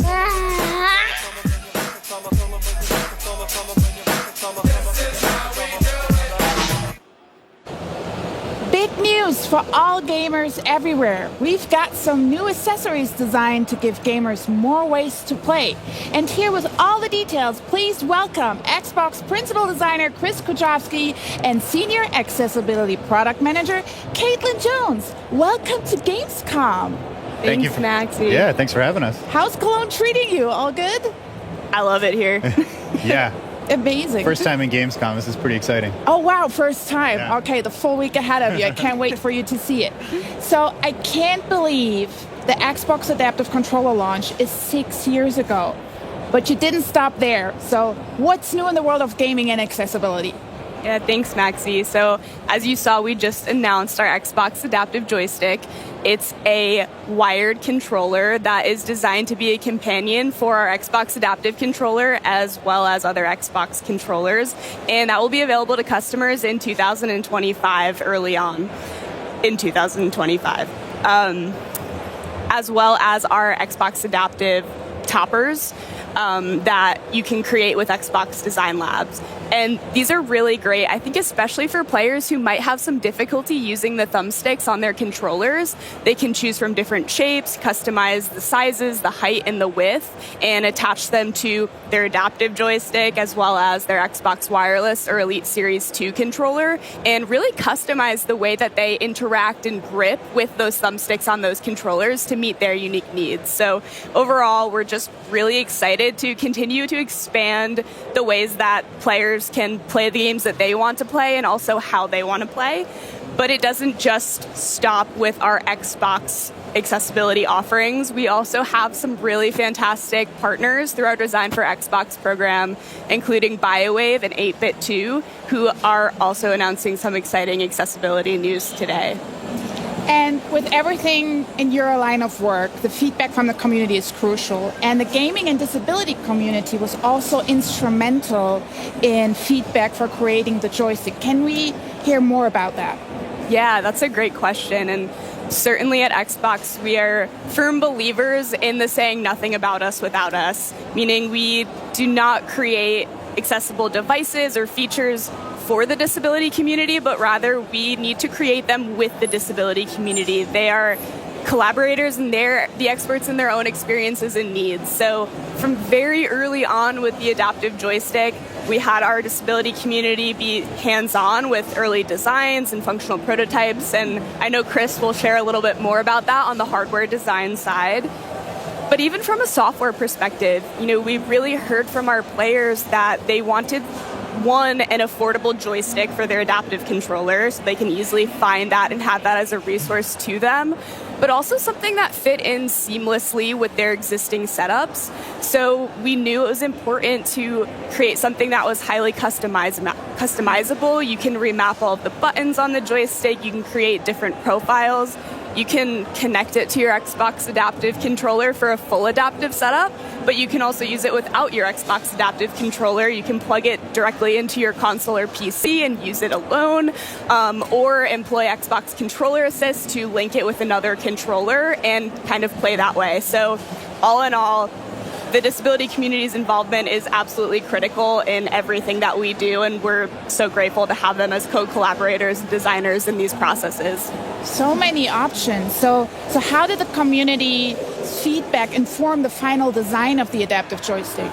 Yeah, like Caitlin mentioned, we're always looking for that feedback. And for this device in particular, we actually visited a hospital in Seattle that uses gaming as therapy for some of their spinal injury patients. So what that means is we went there with a box of prototypes, got feedback on the grip size, the shape, the number of buttons, where the buttons were located. They liked some of the stuff, they didn't like some of the stuff, and that's exactly why we're there. One of the most important things that we took away from that meeting was the importance of having the controller be mountable.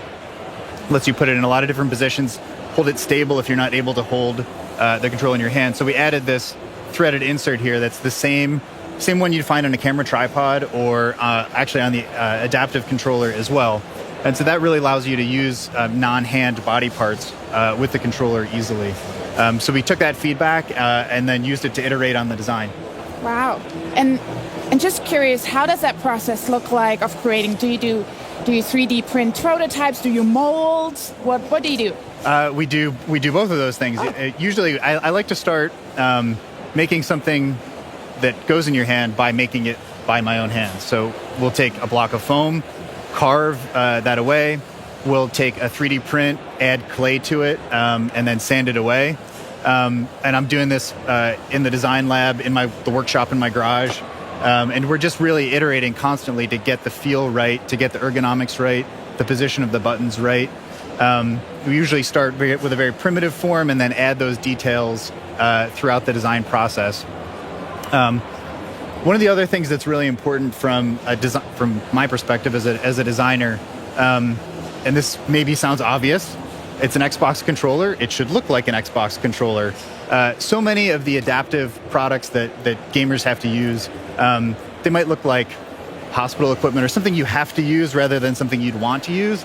Like Xbox makes cool products. We want our gamers to want to use the products, and so using the same form language, the same color, material, and finish really helps it feel like a part of the Xbox family, and that goes a long way in removing some of the stigma that's associated with using adaptive products, and that's a really important thing that I think design and Xbox brings to the table here. Yeah, it looks very well next to the adaptive controller, traditional Xbox controller, so good job. Good job. One question. So I heard the rumor that the idea of the 3D printable topper files came from an internal hackathon event. Is that true? That is true. Very similar to the Xbox adaptive controller years ago. The adaptive thumbstick toppers were born from a hackathon project. So hackathon is a week where Microsoft employees get to take a break from their day job and work on a passion project. And this particular team was inspired by really the high cost of adaptive accessories and doing custom setups like that. So knowing that 3D printers are a lot more available for at home or as a service, they combine these two ideas to create a great range of products that offer gamers a lot more options to customize their setup just to exactly what they need.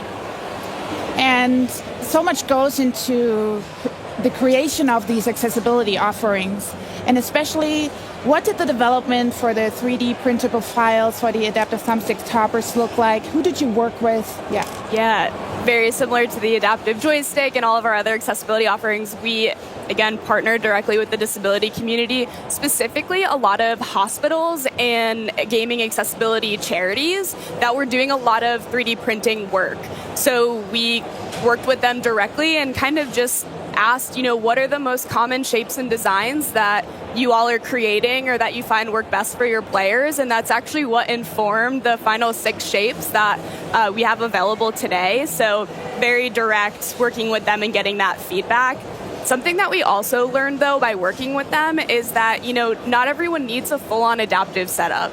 Sometimes just minor modifications to how you interact with your thumbstick can be the difference that allows someone to play longer, more comfortably. It can also be the difference whether you can play all together. So based on that, we did want to create something that was available, discoverable, and easily customizable for customers, because through working with our disability community, again, more and more learnings nonstop, it's always coming in. We did learn that, not everyone has access to easily connect with these hospitals or these more tech-savvy maker communities or charities that are customizing these designs and printing them. And also not everyone at home knows how to 3D model and customize their own shapes at home. So with the Xbox Design Lab platform, it's as simple as picking your shape, using sliders to adjust the height and the width of those shapes, and you're given a free 3D printable file that you can then take to a printer. If you have access to, you can use a 3D printing service, and it's as simple as customizing from there with no 3D modeling knowledge required. I love that. But what I love more is that you not only support the community with creating accessories, you also support partners, third-party developers in bringing their designs to life. So can you share a little bit more who you're partnering with? Yes. And I will say I am just personally so grateful and excited that we do have so many Design for Xbox partners who are just really committed to making gaming for everyone. Some of the specific partners that we've been working with recently on the accessibility front are BioWave. So back in May, they announced their Proteus controller, which is a modular controller that allows you to really build your own unique setup that works best for you. And very exciting today, that controller is now available. In addition to BioWave, 8-Bit Do is both announcing and available today their Lite SE wireless controller. So all in all, you know, when it comes to accessibility, a rising tide floats all boats, and we're just excited that our players have more and more options within the Xbox ecosystem to really choose what works best for them. That's a lot of great news that you have today. So is there any place where we can look up all of the accessibility offerings?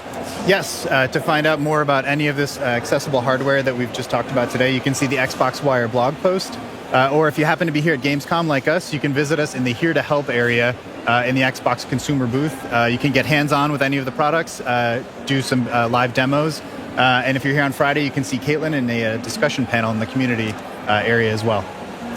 Thank you so much to both of you for coming. And also I want to say thank you so much for making our booth accessible so everybody feels welcome.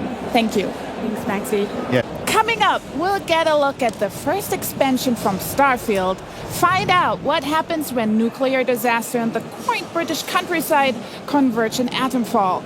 And Age of Mythology fans, stay tuned. We'll take a look at what you can expect from the latest in the series. But first, it's time to explore ARY26 once again in Revenge of the Savage Planet. Stuck on a planet with nowhere to poop? The juiciest burgers in the galaxy. Burger Square. Flappy Extreme Learning Smartbot from Hot Whiz. Wow! I smush it down my throat. Our new Ding Dong! Greetings, brave explorer. We here at Alta Interglobal would like to welcome you to our newest venture, the colonization of space. You've spent almost a century hurtling through the universe in cryosleep, ready to begin your work on this strange alien planet. Unfortunately, changing market conditions have led us to the realization that space exploration is far too costly and unpredictable, and Alta has decided to cancel all future plans in space. I regret to inform you that you have therefore been made redundant. Your final check has been sent. We thank you for your service, and we hope you eventually find a way home. Good luck.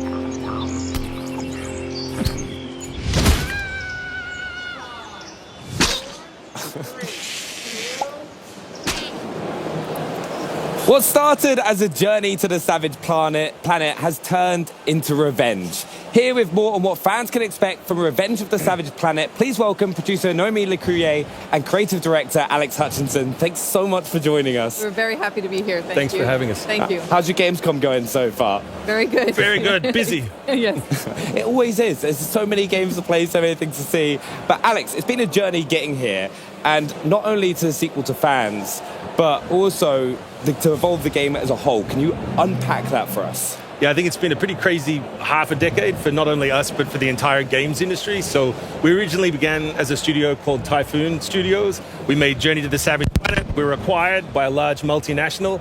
The pandemic happened. We updated the game, and on the day we shipped, that same multinational made us all redundant. So we found ourselves sitting around trying to figure out what to do. But luckily, we decided to reform. So we're a new studio, Raccoon Logic. And we've made this new game, Revenge of the Savage Planet. Yeah, and Naomi, can you kind of talk about the world that we live in with Revenge of the Savage Planet? Have we got the gameplay that we can push up? But before that, I think Alex is going to talk about before that. Yeah. So obviously some of the big changes are that we've switched to third person in this one. It's still a game about exploring the world, interrogating everything that you see. It's filled with wonderful, wacky, weird creatures. It's 4 planets now instead of 1 planet. So there's lots more to do and lots more to see. Yes, so we basically can survey, scan everything, and collect and catalog. Here, as you explore the world, you're going to discover rewards, things to collect as well. The rewards are blocked by encounters with alien creatures, as well as puzzles and navigation challenges. So lots of fun here. Yeah, it looks so cute. Like even the trailer, but in the trailer beforehand, it's like all the creatures. It's like adorable. And you know it's a sequel when you're swimming. Just it happens every single time. Every you've got time. to add water in. If you go in, no water. Exactly. Second time thing. But Alex, there's obviously a ton of creativity by the team to produce an incredible world. But perhaps players' take on its obstacles can be equally as creative. So in the world, like how are players going to approach the obstacles that they face? Yeah, so we've taken a really systemic approach to open world design. So it's still a Metroidvania. You're still being blocked by different obstacles. You need to go back to your habitat and upgrade your tools to get through them. But what we wanted to do was have a Metroidvania where there's a single lock, but multiple keys. So you see different types of objects. Say if it's a cracked wall that you need to blow up, you could do it with a grenade. You could find a creature that explodes. Anything that generates an explosion will get you through. And so hopefully, as you see in this video, there's a little bit more systemic chaos than most games of its type. So there's lots of creative ways to kind of like solve the problem. Exactly. So you can have a bit of fun with it, and every time you play it as well, you're going to get those different experiences. Exactly. Another way players can make their game their own is through customization. You know what I mean? Can you talk us through customization? Yes, absolutely. So we've added tons of new outfits in the game. You can mix and match between the different outfits. So whether it's the helmet, the boots, or the gloves, all the outfits are inspired by sci-fi themes, famous like Star Trek. Here we can see some of the suits here, as well as like Power Rangers. So if you put on the red shirt, you get killed immediately in the game, but you reprint. What have you got wrong with the red shirt? It's just a trope. It's just a trope. You also have a habitat where you will find all the main modules, like you see here, the PC that you will use throughout the game. But there's also another section that you can fully customize with lots of things. So as you explore the world, you will find Alta crate containing Alta bucks you can spend in the Alta store on furniture, accessories, and basically a lot of useless junk to really make the space your own. So I hope players have a lot of fun with that. It's like my own flat all over there again. You go. Just lots of stuff from Gamescom will kind of like come with me, and by the end of it I'll have plushies for days. But co-op is such a big part of the game as well. Can you kind of talk us through that, Alex? Yeah, so a lot of the team members have worked on different 2-player co-op games, whether it was Army of Two or Far Cry 4. We've had a lot of success with it. We think it's an intimate way to play with your best friend, your partner, your kid. And this time we've made sure you can do it in any way you can imagine. So there's not only network co-op, but there's split-screen co-op. You can play on the couch, and even cross-play. So you can play on any system with any other system. I love playing split-screen games as well. Like I grew up playing with my brother. Like every single game that we get our hands on to do split-screen, that was always the way I went and played. Perfect. Yeah, also, it's so good you've been able to return to this franchise and bring tons to the fans. This game looks so fun, it feels like fun, and went to create it. Alex, can you tell us what you think the magic is for this game and what makes fans love it so much? I think it's humor. You know, you see a lot of games that are very grey, very brown, very serious, and we wanted to get back to a world that was fun, that was upbeat, that was optimistic. We like the idea of exploring space because it's fun, and you're going to find something exciting. You're not going to find Matt Damon on the moon, you know, eating poop mushrooms or Mars. So, like, hopefully people see that the humor in this is in the gameplay as well as the script, you know? That the joke we always tell is that, you know, I can write a one-liner that's funny once, but slapping your best friend to their death off a cliff is funny forever. Yeah, you can just kick them off in as many creative ways as possible. Exactly. Like, just trying to get through that cracked wall. But also, really importantly, when a player's going to be able to get their hands on the game? So it's going to come out sometime next year, 2025. For more info, you can go on the website, Savage Planet Game, and wishlist as well. Now. Please wishlist. Yes, please do. Yeah, and honestly, I can't wait to come and have a go with it as well. So thank you so much for joining us as well. And have you got any final words as well that you want to share with fans? No, we just please wishlist on whatever platform you like, and we'll show you some more gameplay soon. No, honestly, thank you so much. But coming up, we've taken a spin in some new wheels and a turn with a new story in Starfield's first ever expansion, Shattered Space. But first, check out an action-adventure game about hope, robots, and the power of words. This is Dustborn. We need to stick together. We need to be a crew. We're on the run from people with space guns built into their arms.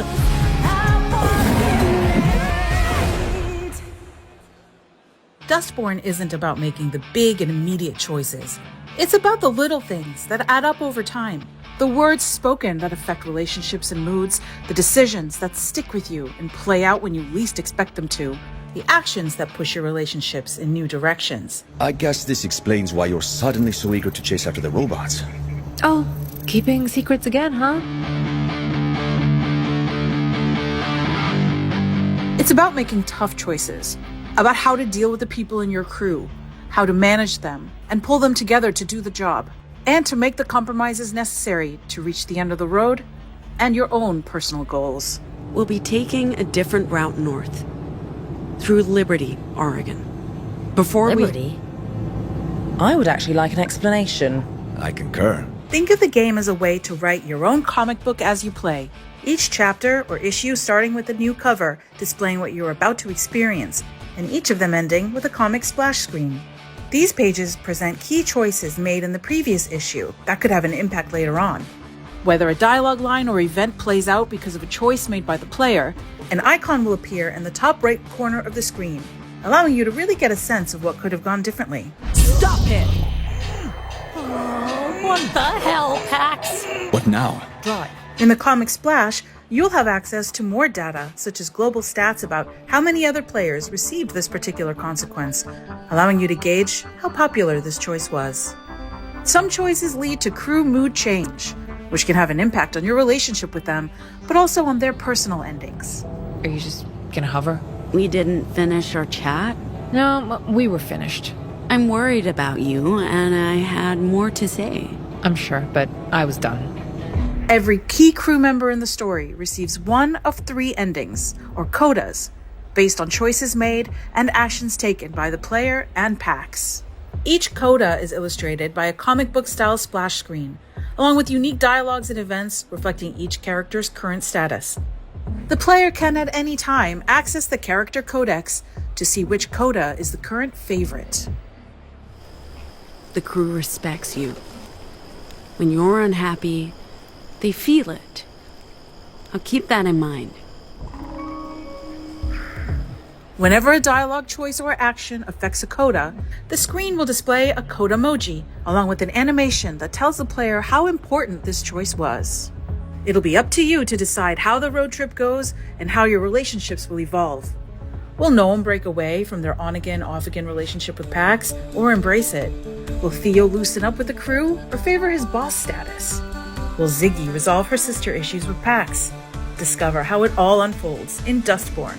Available now. What's the name of your band? We're the Dustborn.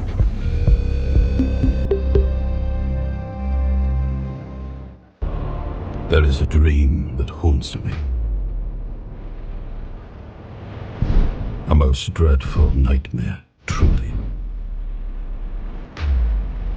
It tears at me.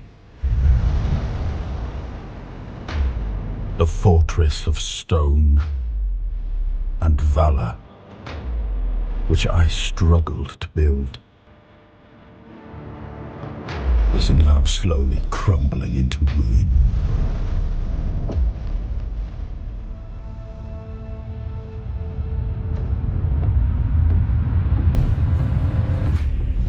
The land caught in a perpetual autumn yields to decay. A futile sacrifice remains ensnared. deep within the horns of the self.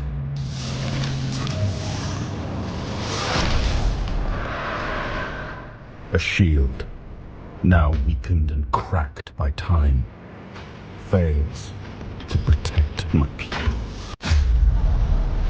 A profound betrayal has befallen those most loyal. Your only despair. I am left paralyzed, powerless. Not more than this. My people, my legacy, everything is collapsing. They hailed me as the once and future king. Only now do I understand the horror of that title.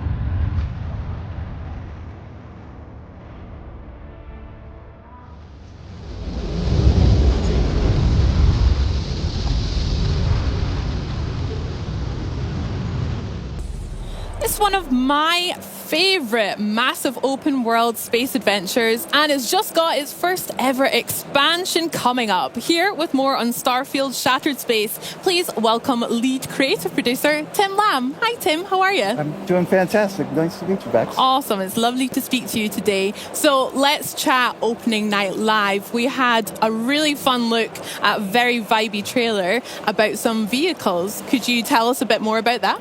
I can. So we released the Rev 8, super excited. The team is so happy to have this new element that adds to planet exploration in the game. So, we have these dynamic worlds with, dense terrain, lots of very interesting obstacles. And now those worlds are our playground to drive around on. Heck yeah. We have a lot of... In navigating that, we have vertical boost, forward boost, we have a weapon on there. It's a lot of different minute-to-minute, just fantastic gameplay opportunities for players. Yeah, super exciting. And Vasco looked like he was having a good time as well in the back there. Love that. Now, let's talk a wee bit about the story in Shattered Space. It's very dark and mysterious. Could you tell me and everyone watching a little bit more about the story? Yes, so...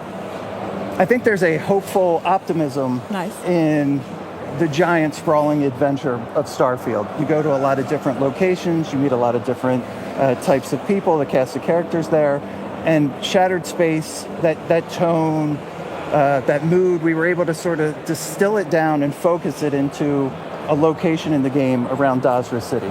So we get to meet that new house for room, the people there. There's a moment of strife that they had. We get to experience that with them now. Yeah, they sounded a bit intriguing, shall we say, in the footage that we saw last night. So can you tell us a wee bit more about the House of Varun and kind of who we'll be coming across? So, I don't want to... No spoilers. Sure.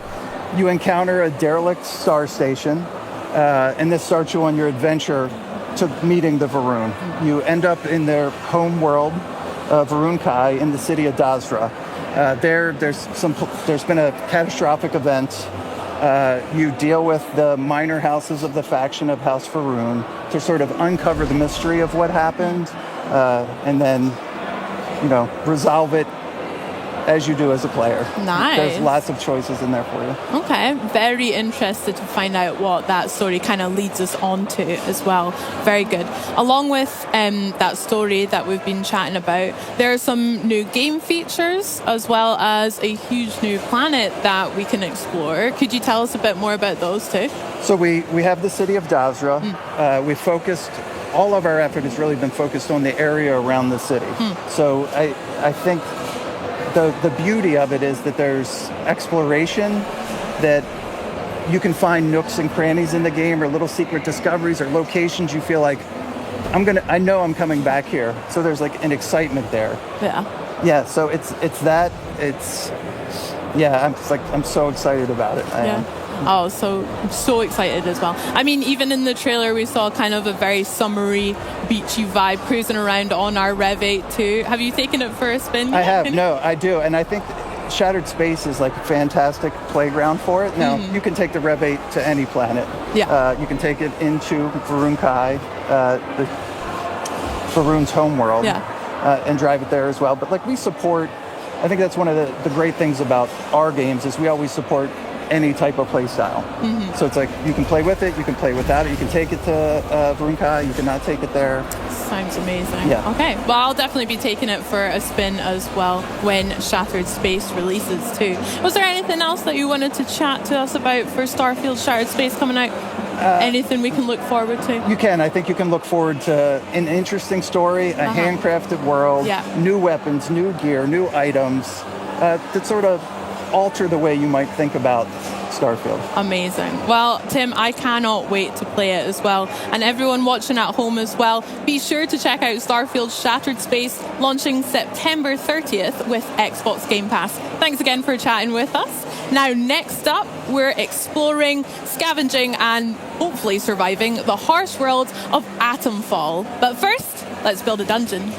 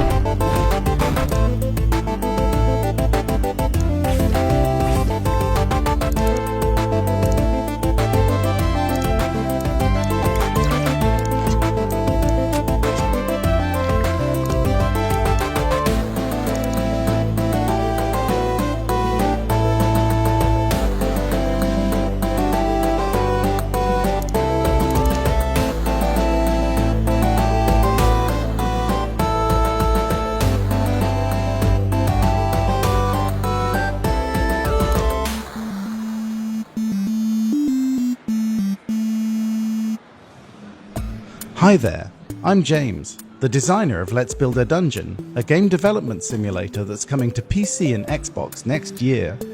We previously brought our game Let's Build a Zoo to Xbox Game Pass, so it's exciting to be back here sharing news of our next game. Today, we want to share a closer look at our multi-layered management sim, and also reveal some brand new features that we've never talked about before.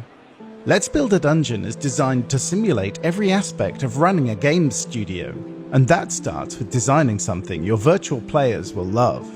You get to decide which quests to put in the world, and whether you want to focus on a traditional RPG built around magic and combat, or something more cozy like fishing or running monster farms.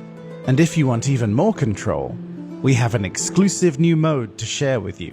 Creative mode is our sandbox, but it's a sandbox quite unlike any other. Not only do you have access to literally thousands of assets, buildings, and characters, in Let's Build a Dungeon, you can also tell your own story.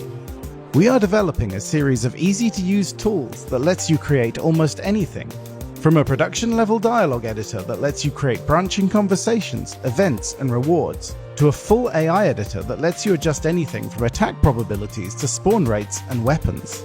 We even have a tool that lets you draw your own pixel art characters, which will then automatically animate them for you. Our goal is to build a suite of tools that gives you as much control as we have when building our games. Games made by the community will be available for download, along with some titles made by developers like us here at Spring Loaded. Adding these tools felt like the natural extension of our game development simulator. Why stop at building the most detailed game dev sim ever created, when we can add elements of a game engine to give you a full, authentic experience? Hopefully, this short overview has given you an idea of what to expect from Let's Build a Dungeon when it ships next year.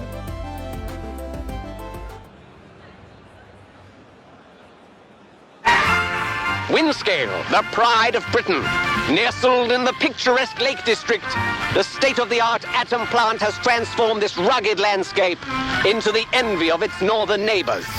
Scientific progress waits for no one. Wind scale. Everything changed when that bloody atom plant went up in flames. Citizens of Wyndham, there has been an increase in bandit activity outside the village walls. Temporary quarantine, they said? It's been bloody years. They're hiding something from us. Something terrible.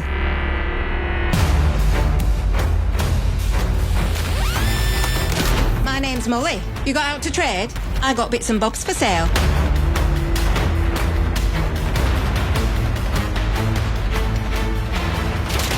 Please be careful. It's more dangerous than you can possibly imagine.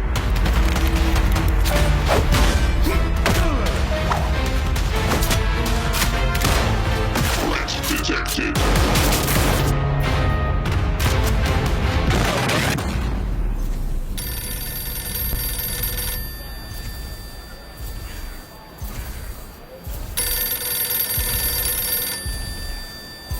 It's mystery mixed with folk horror weirdness, all set in a not-so-idyllic post-war British countryside, and believe it or not, it's based on a true story.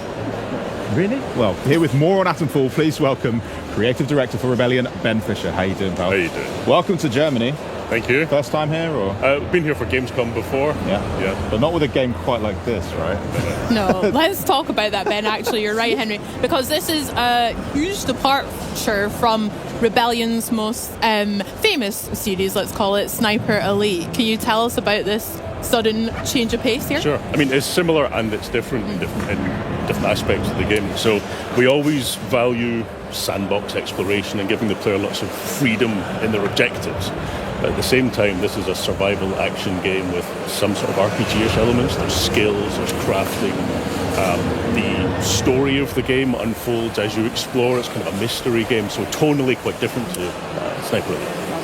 I love the exploration side of it. I mean, from what we just saw in the quick trailer, there's a lot going on. It's not just one sort of trope that you're sticking to. There's a lot to unpack. So maybe as we're checking out some gameplay that you brought along that we can experience, we can jump into some of the influences that have made it into this title. Because, like I said, it's a lot going on here, man. So let's check out some of this gameplay as well. Got to start off with a post box. Yeah. Where else? I mean, it's on your T-shirt as well. Yeah. It must be quite a core feature of Atomfall, I assume. It is actually. As you explore the world of Atomfall, you're uncovering a mystery. You're discovering what's happened in this post-apocalyptic quarantine zone in 1950s north of England. Different characters will ask you to do things for them, and they might help in return. And one of the characters that you can interact with is this mystery phone voice. You don't know who they are, you don't know what they want, and you have to choose which characters you trust and don't trust in your exploration. Kind of like Bosley, Charlie's Angels vibes coming through the phone. Yes, exactly. I like that. That's cool. Speaking about the story, and Henry, you mentioned it earlier. True story. Like, what is Surely that about? Yes. Well, surely not. Yeah. It's based on real-world disaster that happened. The first major nuclear disaster in the world was in Woodsville plant in Sellafield, so 1957. We wanted to use that as a jumping-off point for a story. So Jason Kingsley, one of the owners and founders of Rebellion, observed that there are lots of games that are kind of like post-atom storytelling, like post-atomic disaster storytelling, but none set around this first disaster that's happened in the world. So we took that as a starting point and then thought, what's a Rebellion kind of interpretation of that kind of event? So, like I say, we value that kind of sandbox exploration and player freedom, and then combine that with the sort of unique Britishness, and that led to the environment that we've got in the game. So it's kind of an alternate history story, and it's a mystery that you uncover what's happened. And as part of the process of building that game world, we looked back at 1950s storytelling. So references like the Quatermass series, which is one of the very earliest sci-fi serials, or like early Doctor Who, and things like that. So like UK TV Gold kind of cultural reference points that even if people don't know the reference itself, they know the influences that came from it. And at the time, there wasn't a clear distinction between like folk horror and sci-fi and those kind of stories. So it's a blend, it's a natural blend in the storytelling style of the 50s. And of course, you have to chuck some cricket bats in there for good measure. I mean, the combats are pretty crunchy, right? I mean, this is, like you say, a bit of a departure from Sniper Elite, which is typically long range, but in here we're getting right up, even the fact that it's first-person camera as well. Like, these are conscious decisions you've made. So why did it feel right for Atomfall to treat it that way? So in the case of Sniper Elite, you are an elite-trained sniper. You know, Carl Fairbairn's like a human sniper rifle, right? He knows exactly how to fire a shot, miles to take out that one guy. This is a different character in a different situation. We wanted it to be a mystery, so there are no signifiers of age, race or gender for the player character. They're wearing gloves, so you don't know who they are. Their backstory is part of the mystery that you may or may not uncover as you explore. We wanted you to feel more like it's not so much a war zone as a pub brawl. You're desperately attempting to survive. There's not much ammo around. The guns are all rusty because everyone's been trapped in this quarantine zone for 5 years. You're mixing melee and ranged combat. You can throw your melee weapons. You can kick people to make them stagger back. We wanted you to be constantly, desperately mixing options and scavenging desperately for resources. So there's a real kind of tension as you play, which is very, very tonally different to Carl, who's calm and controlled and reads an entire situation before he decides what to do. I think we can definitely get on board with the pub crawl element. My entire playthrough is like it's a scene from Kingsman, basically, and it's gonna feel good. It's gonna feel great. Talking about Kyle and that he's an iconic character. What about the characters in Atomfall? Our player character isn't maybe so much of the focus, but are there other people that we're going to meet that are going to be key? Yeah. So I need to have the right answer that doesn't spoil too many things. But as you explore the game world, different characters will ask you to help uncover the mystery of what happened in the Windscale plant and maybe ask you to do something when you get there. And if you do that for them, they might try and find you a way to escape this quarantine zone, or they promise to. So as you explore, you've got to decide who you trust and who you don't trust, whether you think they're telling the truth or trying to manipulate you, whether you believe the same things as they do. So it's all murky shades of grey. There's no good guys and bad guys, and it's all completely open to the player. So you could theoretically kill every character in the game, and there's still a way to finish the game. You could theoretically play through and kill no one, and there's other routes available to you. So we really pushed hard into giving the player lots of options and lots of rewards for observing and choosing what to do. So there's lots of tropish characters, lots of kind of characters that fit this world of being north of England and also being 1950s, 1960s culturally. Yeah, I like that. I mean, as a fellow Scot, Ben, really quick, are there any maybe Scottish people in there that we can look forward to meeting? I'm sorry. Spoilers, but what we have done is we've taken like 1950s sci-fi, 1950s, or like old-fashioned folk horror type trope characters and Cold War scientist trope characters, and you'll meet those kinds of people as you explore through the game, and then still decide whether you trust them or not. Okay. So we got pub rules, we got crazy characters. They're all living in this open world that we're experiencing. Can you tell us more about that? How did you construct it? How big is it as well? Okay. Well, what Rebellion excels at is these deeply packed kind of sandbox maps. So the way that we've structured Atomfall is a series of like 5 or 6, depending on how you count, sandbox maps like the one you can see just now. And you can travel freely between them at any time. They're all thematically very, very different. And then there's loads of interiors and like large-scale, story-driven locations that you might uncover, as well as bunkers that are full of loot that you might find. What we wanted to do is really lean into that densely packed kind of puzzle box. So I've spent all day watching people play the game, and no two playthroughs have been the same. People can approach it all very, very differently, get different experiences. As you explore the game, you'll find leads as well. So we don't have a kind of quest system. We've got leads that you piece together clues that help you understand what's happening. So we built this puzzle box, this sandbox of interconnected options for the player, and then we just let them go for it. They might find a difficult, dangerous place and die, but we signpost very clearly that it's a dangerous place, and then it's kind of up to them what happens. That's right. I love a puzzle. I'm buzzing. Yeah. We're great at solving them together, to be fair. Well, we could work on it. I mean, You just said that there'll be leads that players can follow. So tell us a bit about how they're equipped to do so, because we just saw like literally pulling out a metal detector and taking part in that great British tradition of finding some old coins or whatever it could be. But what are the other ways we can do that? Yeah, so you might find a lead that someone's hidden in a box under the ground somewhere. They've a bit of storytelling around it to draw the player in and make them try to understand how it fits to the game world. But there's also characters that you might find in the world. There's friendly characters that you can barter with, and they might sell you or trade something with you which has a lead in it. Or if you do some trade with them, they might get friendly to you and give you a lead. You can also have conversations with characters, and if you choose the right choices, you might get some more information from them. The way that we've approached those is the same kind of high stakes player freedom. So you can get the conversation wrong, right? You're not working your way down a list of conversation topics until they grey out and then moving on to the next one. It works more like a real conversation. So if you judge their personality wrong and say the wrong thing, they might shut down and stop talking to you, and you've pruned a chain of leads that you might otherwise have found something interesting in the game world. So you're always having these influences and layers that you may even not notice are there. That sounds so smart. I can't wait to dive into that as well. That's so cool.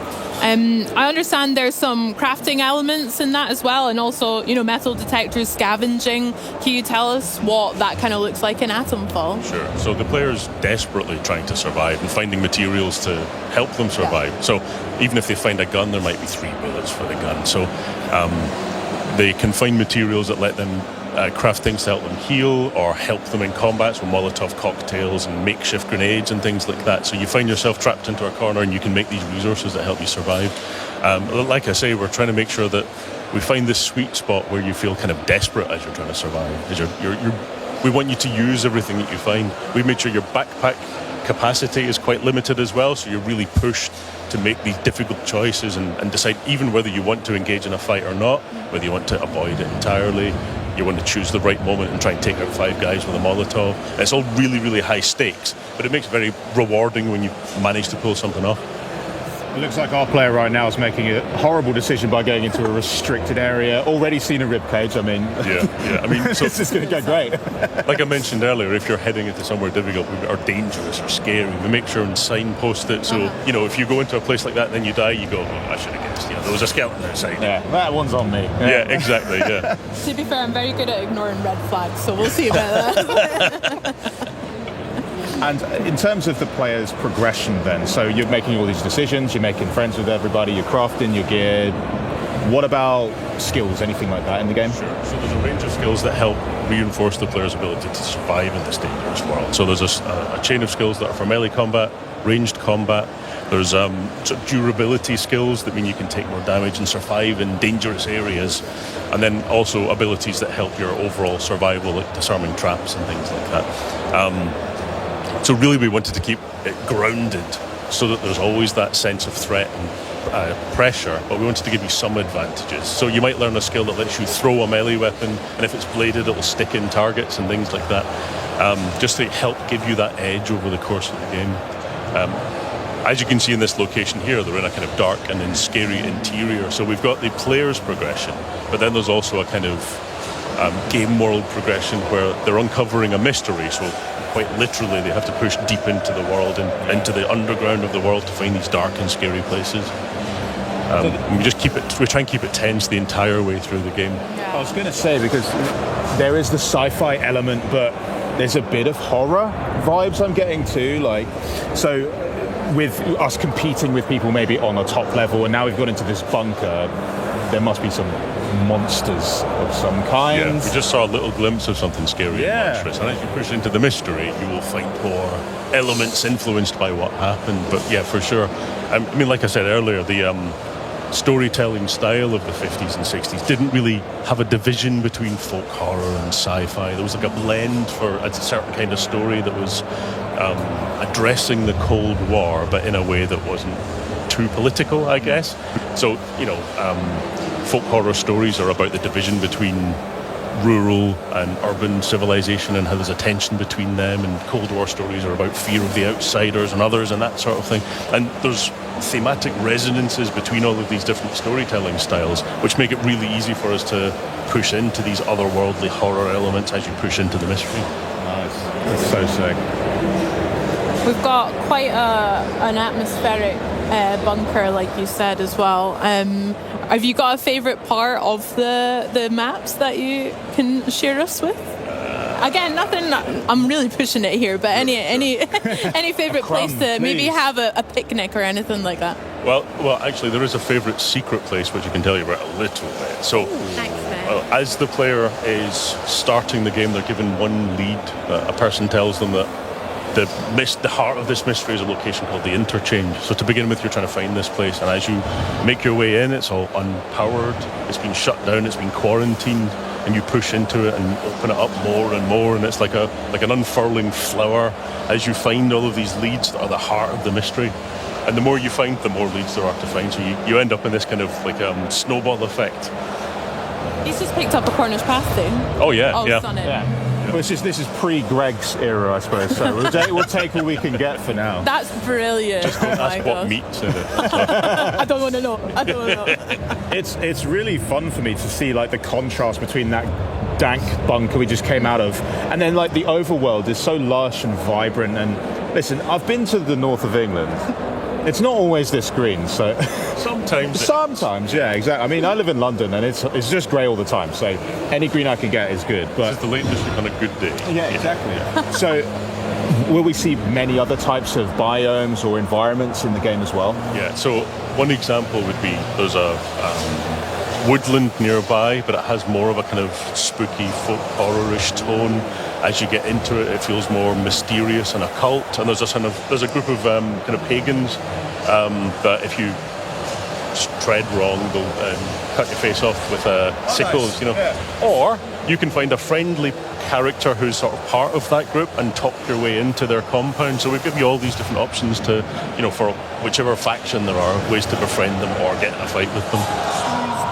Yeah, I like exactly. that as well. Very good.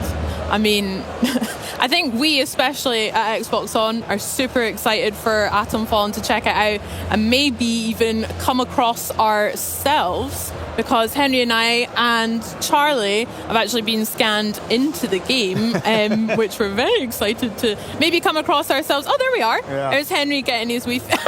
Yeah, I have to say it's maybe not the most flattering, methods of doing it, but what are you actually doing to me there? Because I just signed something and agreed to show up dressed as a big baby, and apparently that's for something. But yeah, no, this is guys do? Massive scan. I thought so. Yeah, thanks. What is it that you guys have to do to get someone scanned into your games? Because the realism is quite impressive. Sure. So we go through a highly detailed scanning process of every angle of your face and different configurations. So we get wrinkle maps and things like that. I'm perfect. Of course. Yeah. So we didn't bother with the wrinkle maps. Oh, great. So they're all assembled by character artists and rigged so they can animate. And then we, in the case of Atomfall, we then put that in a sort of character builder system. That means we can put costumes on the characters. We might grub your face up a bit because, they've been surviving for 5 years without washing machines and soap. And then we just find exactly the right spot for each kind of memorable face in the game. I'm definitely looking out for where I am. If I'm on an enemy, that's okay. I've always wondered what I'd look like if I had a cricket bat to the face. So this is great. And you're going to be getting scanned in pretty soon. Yeah. I can't wait. As long as you put some fake eyelashes on me as well, then make that. Yeah. I'll make a note. Yeah. Are you in the game as well? Have you been scanned? No, I haven't been scanned yet. Okay. No. You have to shave a beard off if you want to get you had to do that. That was fun. Yeah. It was just the beard that we had to shave. Right. Yeah, the rest was optional. Oh. Whoops. Honestly, I cannot wait to play this game. It looks bonkers. It looks British as heck. And honestly, we're going to play it so much when it launches next year. Thank you so much, Elizabeth, for stopping by. Enjoy the rest of your Gamescom. And excellent. Thank you very much. And we are going to be taking a little look at some other games, but your game's coming out in 2025 on Xbox Game Pass, which is great. But next up, we're going to be throwing it back with some Age of Mythology Retold. But before we do that, we do want to check out some new gameplay. It's Dragon Ball. Oh yeah, Sparking Zero. It's back. Check this out.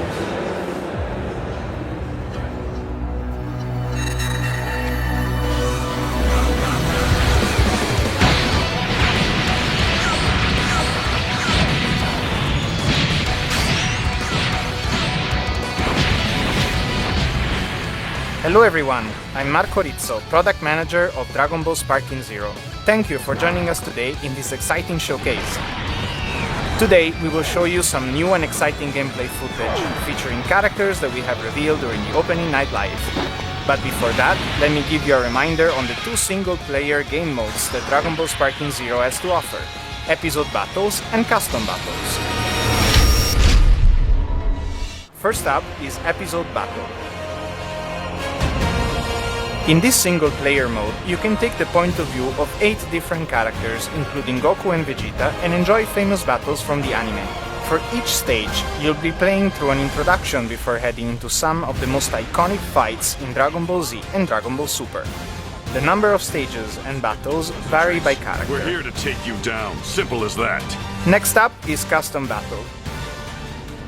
In this mode, players fight in battles that each have their own original scenes. Some battles will also have different victory condition, and some might even have event cutscenes pop up midway, so you'll be able to enjoy battles different from the norm. Using Edit mode, you'll be able to freely set the characters to be played, as well as the pre-battle and post-battle cutscenes, in order to make your own original battle. What you've made will be able to be uploaded and viewed online for the whole world to play, so hope you enjoy sharing the battles and situations that you have created. Now, the moment you've been waiting for. Coming straight from the Majin Buu saga, Ultimate Gohan is our latest addition to the roster. After his rigorous training, he is ready to show his power in an all-out fight against Kefla in her Super Saiyan 2 form. Enjoy!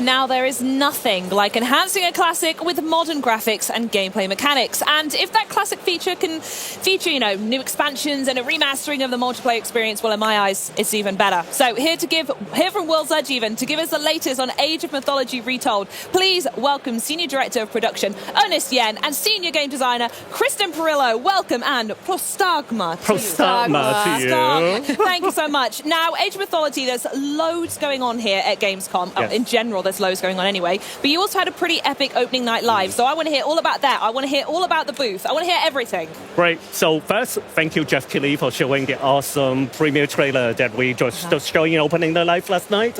And it showed the story of Athena talking to like the young hero, and in this case, like one of them is of course the key character Zachanthos, and about this really, really epic like story that a lot of our fans remember really fondly. So over multiple campaigns, over 50 missions, it is epic, amazing, and of course the trailer also show off like the new graphics we have in the game, looking really pretty. It is just like really good to see. So. Yeah, and the trailer's been fantastic because it really showcases how diverse each civilization is within myth. Yeah. We have our Greeks, we have Egyptians, Norse, and Atlantean. They all have their own gods, their lore, the way that they play. There's just so much diversity within the gameplay. It's been really exciting. And talking about the booth, yes, we are here, so like people can actually come. You're just over the back, over there. You're like tucked away over that right way. there. If anyone's planning on coming tomorrow, it's just over there. And if you come, you can get like these awesome lightning bolts, like, and also take pictures. So it's like really, really cool. And by the way, this is not the only thing that we have here. So you know, on top of Age of Mythology Retold, we also recently announced Age of Empires Mobile. Woohoo! And then, like, if you come by the booth, you can get this like awesome like pop socket. It's like amazing. So highly recommend. I'm going to be first in the queue to get one of those as soon as possible. It's so cool. And the game is actually, we just announced that it's going to be available globally on October 17th. So it's a very different, very new experience that we're expanding Age of Empires to the mobile audience. So it's a game built with the awesome Team Studio Group, and they have crafted something that's amazing for the mobile gamers. Oh, how exciting. I can't wait to see it. Amazing. Right, so I know you have more news to come as we're talking here today, but the first thing I want to talk about is that this is more of it's more than a remastering, but it's different to a sequel, right? So I don't know, what in the name of gods does Retold actually mean? Right. So for a few years now, our fans know we have been building these things called like definitive editions. And there's one key goal that we have, which is we want to build the title that's in your head, right? Not because when you actually think about the games that you grew up with and play, like you remember fondly, and so like it's amazing, right? Yeah. So, but when you actually try to play the original for real and look at it and say like, that's not what I remember like at all. So we want to build the one that's actually in your head and how it looks like, how it feels like. So that's the goal. So, and yeah, really want to thank the fans for supporting us for so long for all the different editions. But for Retold, Age of Mythology Retold, we are going beyond what we have done in developed editions. So on top of all the graphics and all the gameplay from the original, we actually tweaked it and added a bunch of like new things to it as well, and it is just amazing. So yeah, I mean, from the design side, from the get-go, we really asked ourselves, how can we maximize our mythology? And so we've got reusable god powers, which you can actually see. We've got our approachability features like our VPS we brought in from other titles. We've got a more favor-based economy, so you can build more monsters, and our population cap is much higher now, so not only can you build more monsters, you can just build more of everything. You add me at more monsters, I'll stop you there. It feels like a love letter, really. Everything you've learned so far, you're bringing back, and I love the idea of taking out what you see in your head and then making that version of the game. I think it's absolutely wonderful. So you mentioned a little bit about god powers, actually. I heard we have our very own gods wandering around at Gamescom, by the way, while we're on the subject. Yes, we have invited them to the booth. So you also can actually see them. We have Athena and Zeus here in our booth. So come by, see them. Like, you can see them on screen like that. Zeus is loose. Goodness me, where did you find that? They are amazing. That is so cool. Oh my Yes. goodness me. Please come by. It takes a lot of work for us to invite them to the booth. So A lot of convincing. a Love lot of it. convincing. Beautiful, awesome. Okay, back to the game now. Sorry, tangent. So, seeing the gameplay that we just saw just then, it's really clear that the team has been hard at work on the visuals. I think you both mentioned it already. Yes. So, what can we expect? What exactly does that mean? So for graphics, we actually have redone every single graphics that you actually see in the days. game. You've been So busy. like every single 3D asset, every single animations, like effects, all of them are completely rebuilt. So just for this game. And it's amazing. The team did really, really good work. But we want to make sure that you also keep the flavor of the original. Of course, because yes. again, we want to build a game that people remember. Yeah. So it's really, really good. Yeah, I mean, it has been a labor of love. I will say that much. So we've gone asset by asset. And we've just made overall improvements. We wanted everything to look and feel mythical. And so we have, our destruction effects. We support ray tracing. But like Ernest had said earlier, sometimes when we've gone back and look at these assets in 2024, we realized that we had an image in our head that was very different than blurry pixels, wrapped around a sphere. And so we had a lot of philosophical discussions because, the dev team were all major fans of the original. So, I mean, Arcantus was a big one where we were like, would he have a dimple? Or would his chin be more square? Would he I have? want to be in those meetings, please. They've been really fun. It's part Rorschach test looking at some of the assets, and then it's like labor of love, and it all comes together to make that game that we remember loving and playing. Amazing. So if I've got everything right here, so Age of Mythology retold as complete visual overhaul, updated god powers, and larger-than-life myth units. Now, small enough to keep me interested, but is there anything else that you have to share? Yes, definitely want to say that, remind people, one of the coolest thing that we have done for here is that we are releasing on PC and Xbox with crossplay, like at the same time. We have never done that with any Age games, so it is the first time we're releasing on multiple platforms at the same time. So really, really happy to be able to bring the game to not only to the keyboard and mouse player, but to controllerless players as well. Because the game people really remember, beloved it. We want everybody to be able to play together. And you've had some fantastic versions on the console recently, so Yes. those players want to absolutely join you. Now, you also have some other really exciting things to tell us today. I know I'm really gripped for this, but what can you tell us about the Freya Gods pack? Oh, I am so excited to be able to talk about this. Here we go. So the Freya God pack really is kind of like a new DLC type for us. And what we really wanted to do was offer the players a new strategy type for the Norse, which is, a beloved civilization from the legacy game that can sometimes be very offensive in the way that it plays. And so with our Freyr God pack, we wanted to offer a defensive skew to it. So with the Freyr God pack, players will be getting 4 new god types featuring Freyr, who is the god of fertility and kingship, and then 3 minor gods, as well as all the things that they come with, like their myth units and their god powers. Wow. Oh my goodness me. That's insane, by the way. 4 new gods. Amazing. Are you able to talk us through each one? Can we do that? Yes. Oh, amazing. Excellent. So we have Uller, who is the god of archery, and his myth unit is a Draugr, which you may see in the film here. The Draugr is an awesome myth unit. He's an undead archer, and his arrows can pierce multiple targets, whatever is in his line of sight. We have Aegir, who is the god of storms, and his god power, he has a horrifying hailstorm that will slow everybody down, and it's very frosty. And he is one of the best myth units, which is a rock giant, and if you upgrade him, he can eat buildings, and he will.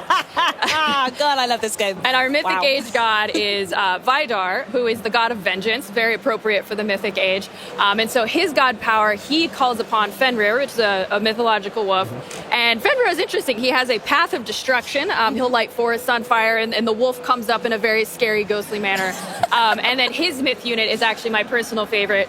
Another famous character from mythology, Fafnir, who is a very greedy dragon. Everywhere he goes, he leaves like a trail of poison. Love it. And if you slay Fafnir on the battlefield, he actually melts into a pile of gold coins. Oh, wow. So it's been very fun to make. I really and very love fun to how play. much you've fleshed out each of those. Like, yeah, that one's going to eat buildings, isn't he? Love it. So good. Wonderful. It's amazing. Just want to do a quick reminder that Freya is going to be part of the premium edition of the game. So if you want Freya and all the people, the major and minor gods, so definitely get the premium edition. And by the way, if you get the premium edition of the game, you also will be able to access the game earlier. So like the game is coming out September 4th, but like if you have the premium edition, you can start playing on August 28th, 7 days early. Good deal to me. Love it. Yes. Awesome. So as well as choosing your god and battling across this frozen north, what other new content can we expect from the Freya Gods pack? Yes, so with the Prayer God Pack, there's also a new playable level called Reagan Leaf Rally, and I won't spoil it. It's very fun. You'll get the chance to play all of the fun new myth units and god powers and techs I just mentioned. And really the best part of this level is that it does feature one of our villains from the Legacy campaign, Gargarensis, who is just a peach. And it's a great experience. I'm stuck on peach there. I can't wait to unpack this expansion, but I need to ask you both, Ernest, Kirsten, what dates? I know we spoke them a little bit, but let's go over it one more time so everyone's got them written on the calendar at home. Yep, September 4th is when the game is coming out. So, but I do want to be clear that the way that we like to build our game, September 4th is really just the beginning. So we will continue to support the game, we'll continue to do updates, balance, listen to consumer feedback, and honestly our players are amazing. They give us really good feedback, and then we can continue to improve the game. Yeah, and part of that is, we have 2 new Pantheons coming with playable civilizations, and then we also have a new game mode, Arena of the Gods, which we're excited to talk about soon. Ooh, how exciting. Well, thank you both so much for joining me. It's been an absolute pleasure. I'm going to make sure I get the pop socket. I'm going to make sure I get whatever these things you're wearing. I'm going to hunt you down. I'm going to get them. So thanks so much for stopping by. There are loads more Age of Mythology stuff going on for all types of gamers. But first things first, as Erson said, if you haven't already, make sure you pre-order Age of Mythology Retold Premium Edition to get the Freya Gods pack, 7 days early access, and so much more. You can play early from August 28th, and that is only 1 week from today. And that, my friends, is a wrap on day 1 from the Xbox Gamescom booth here in Germany.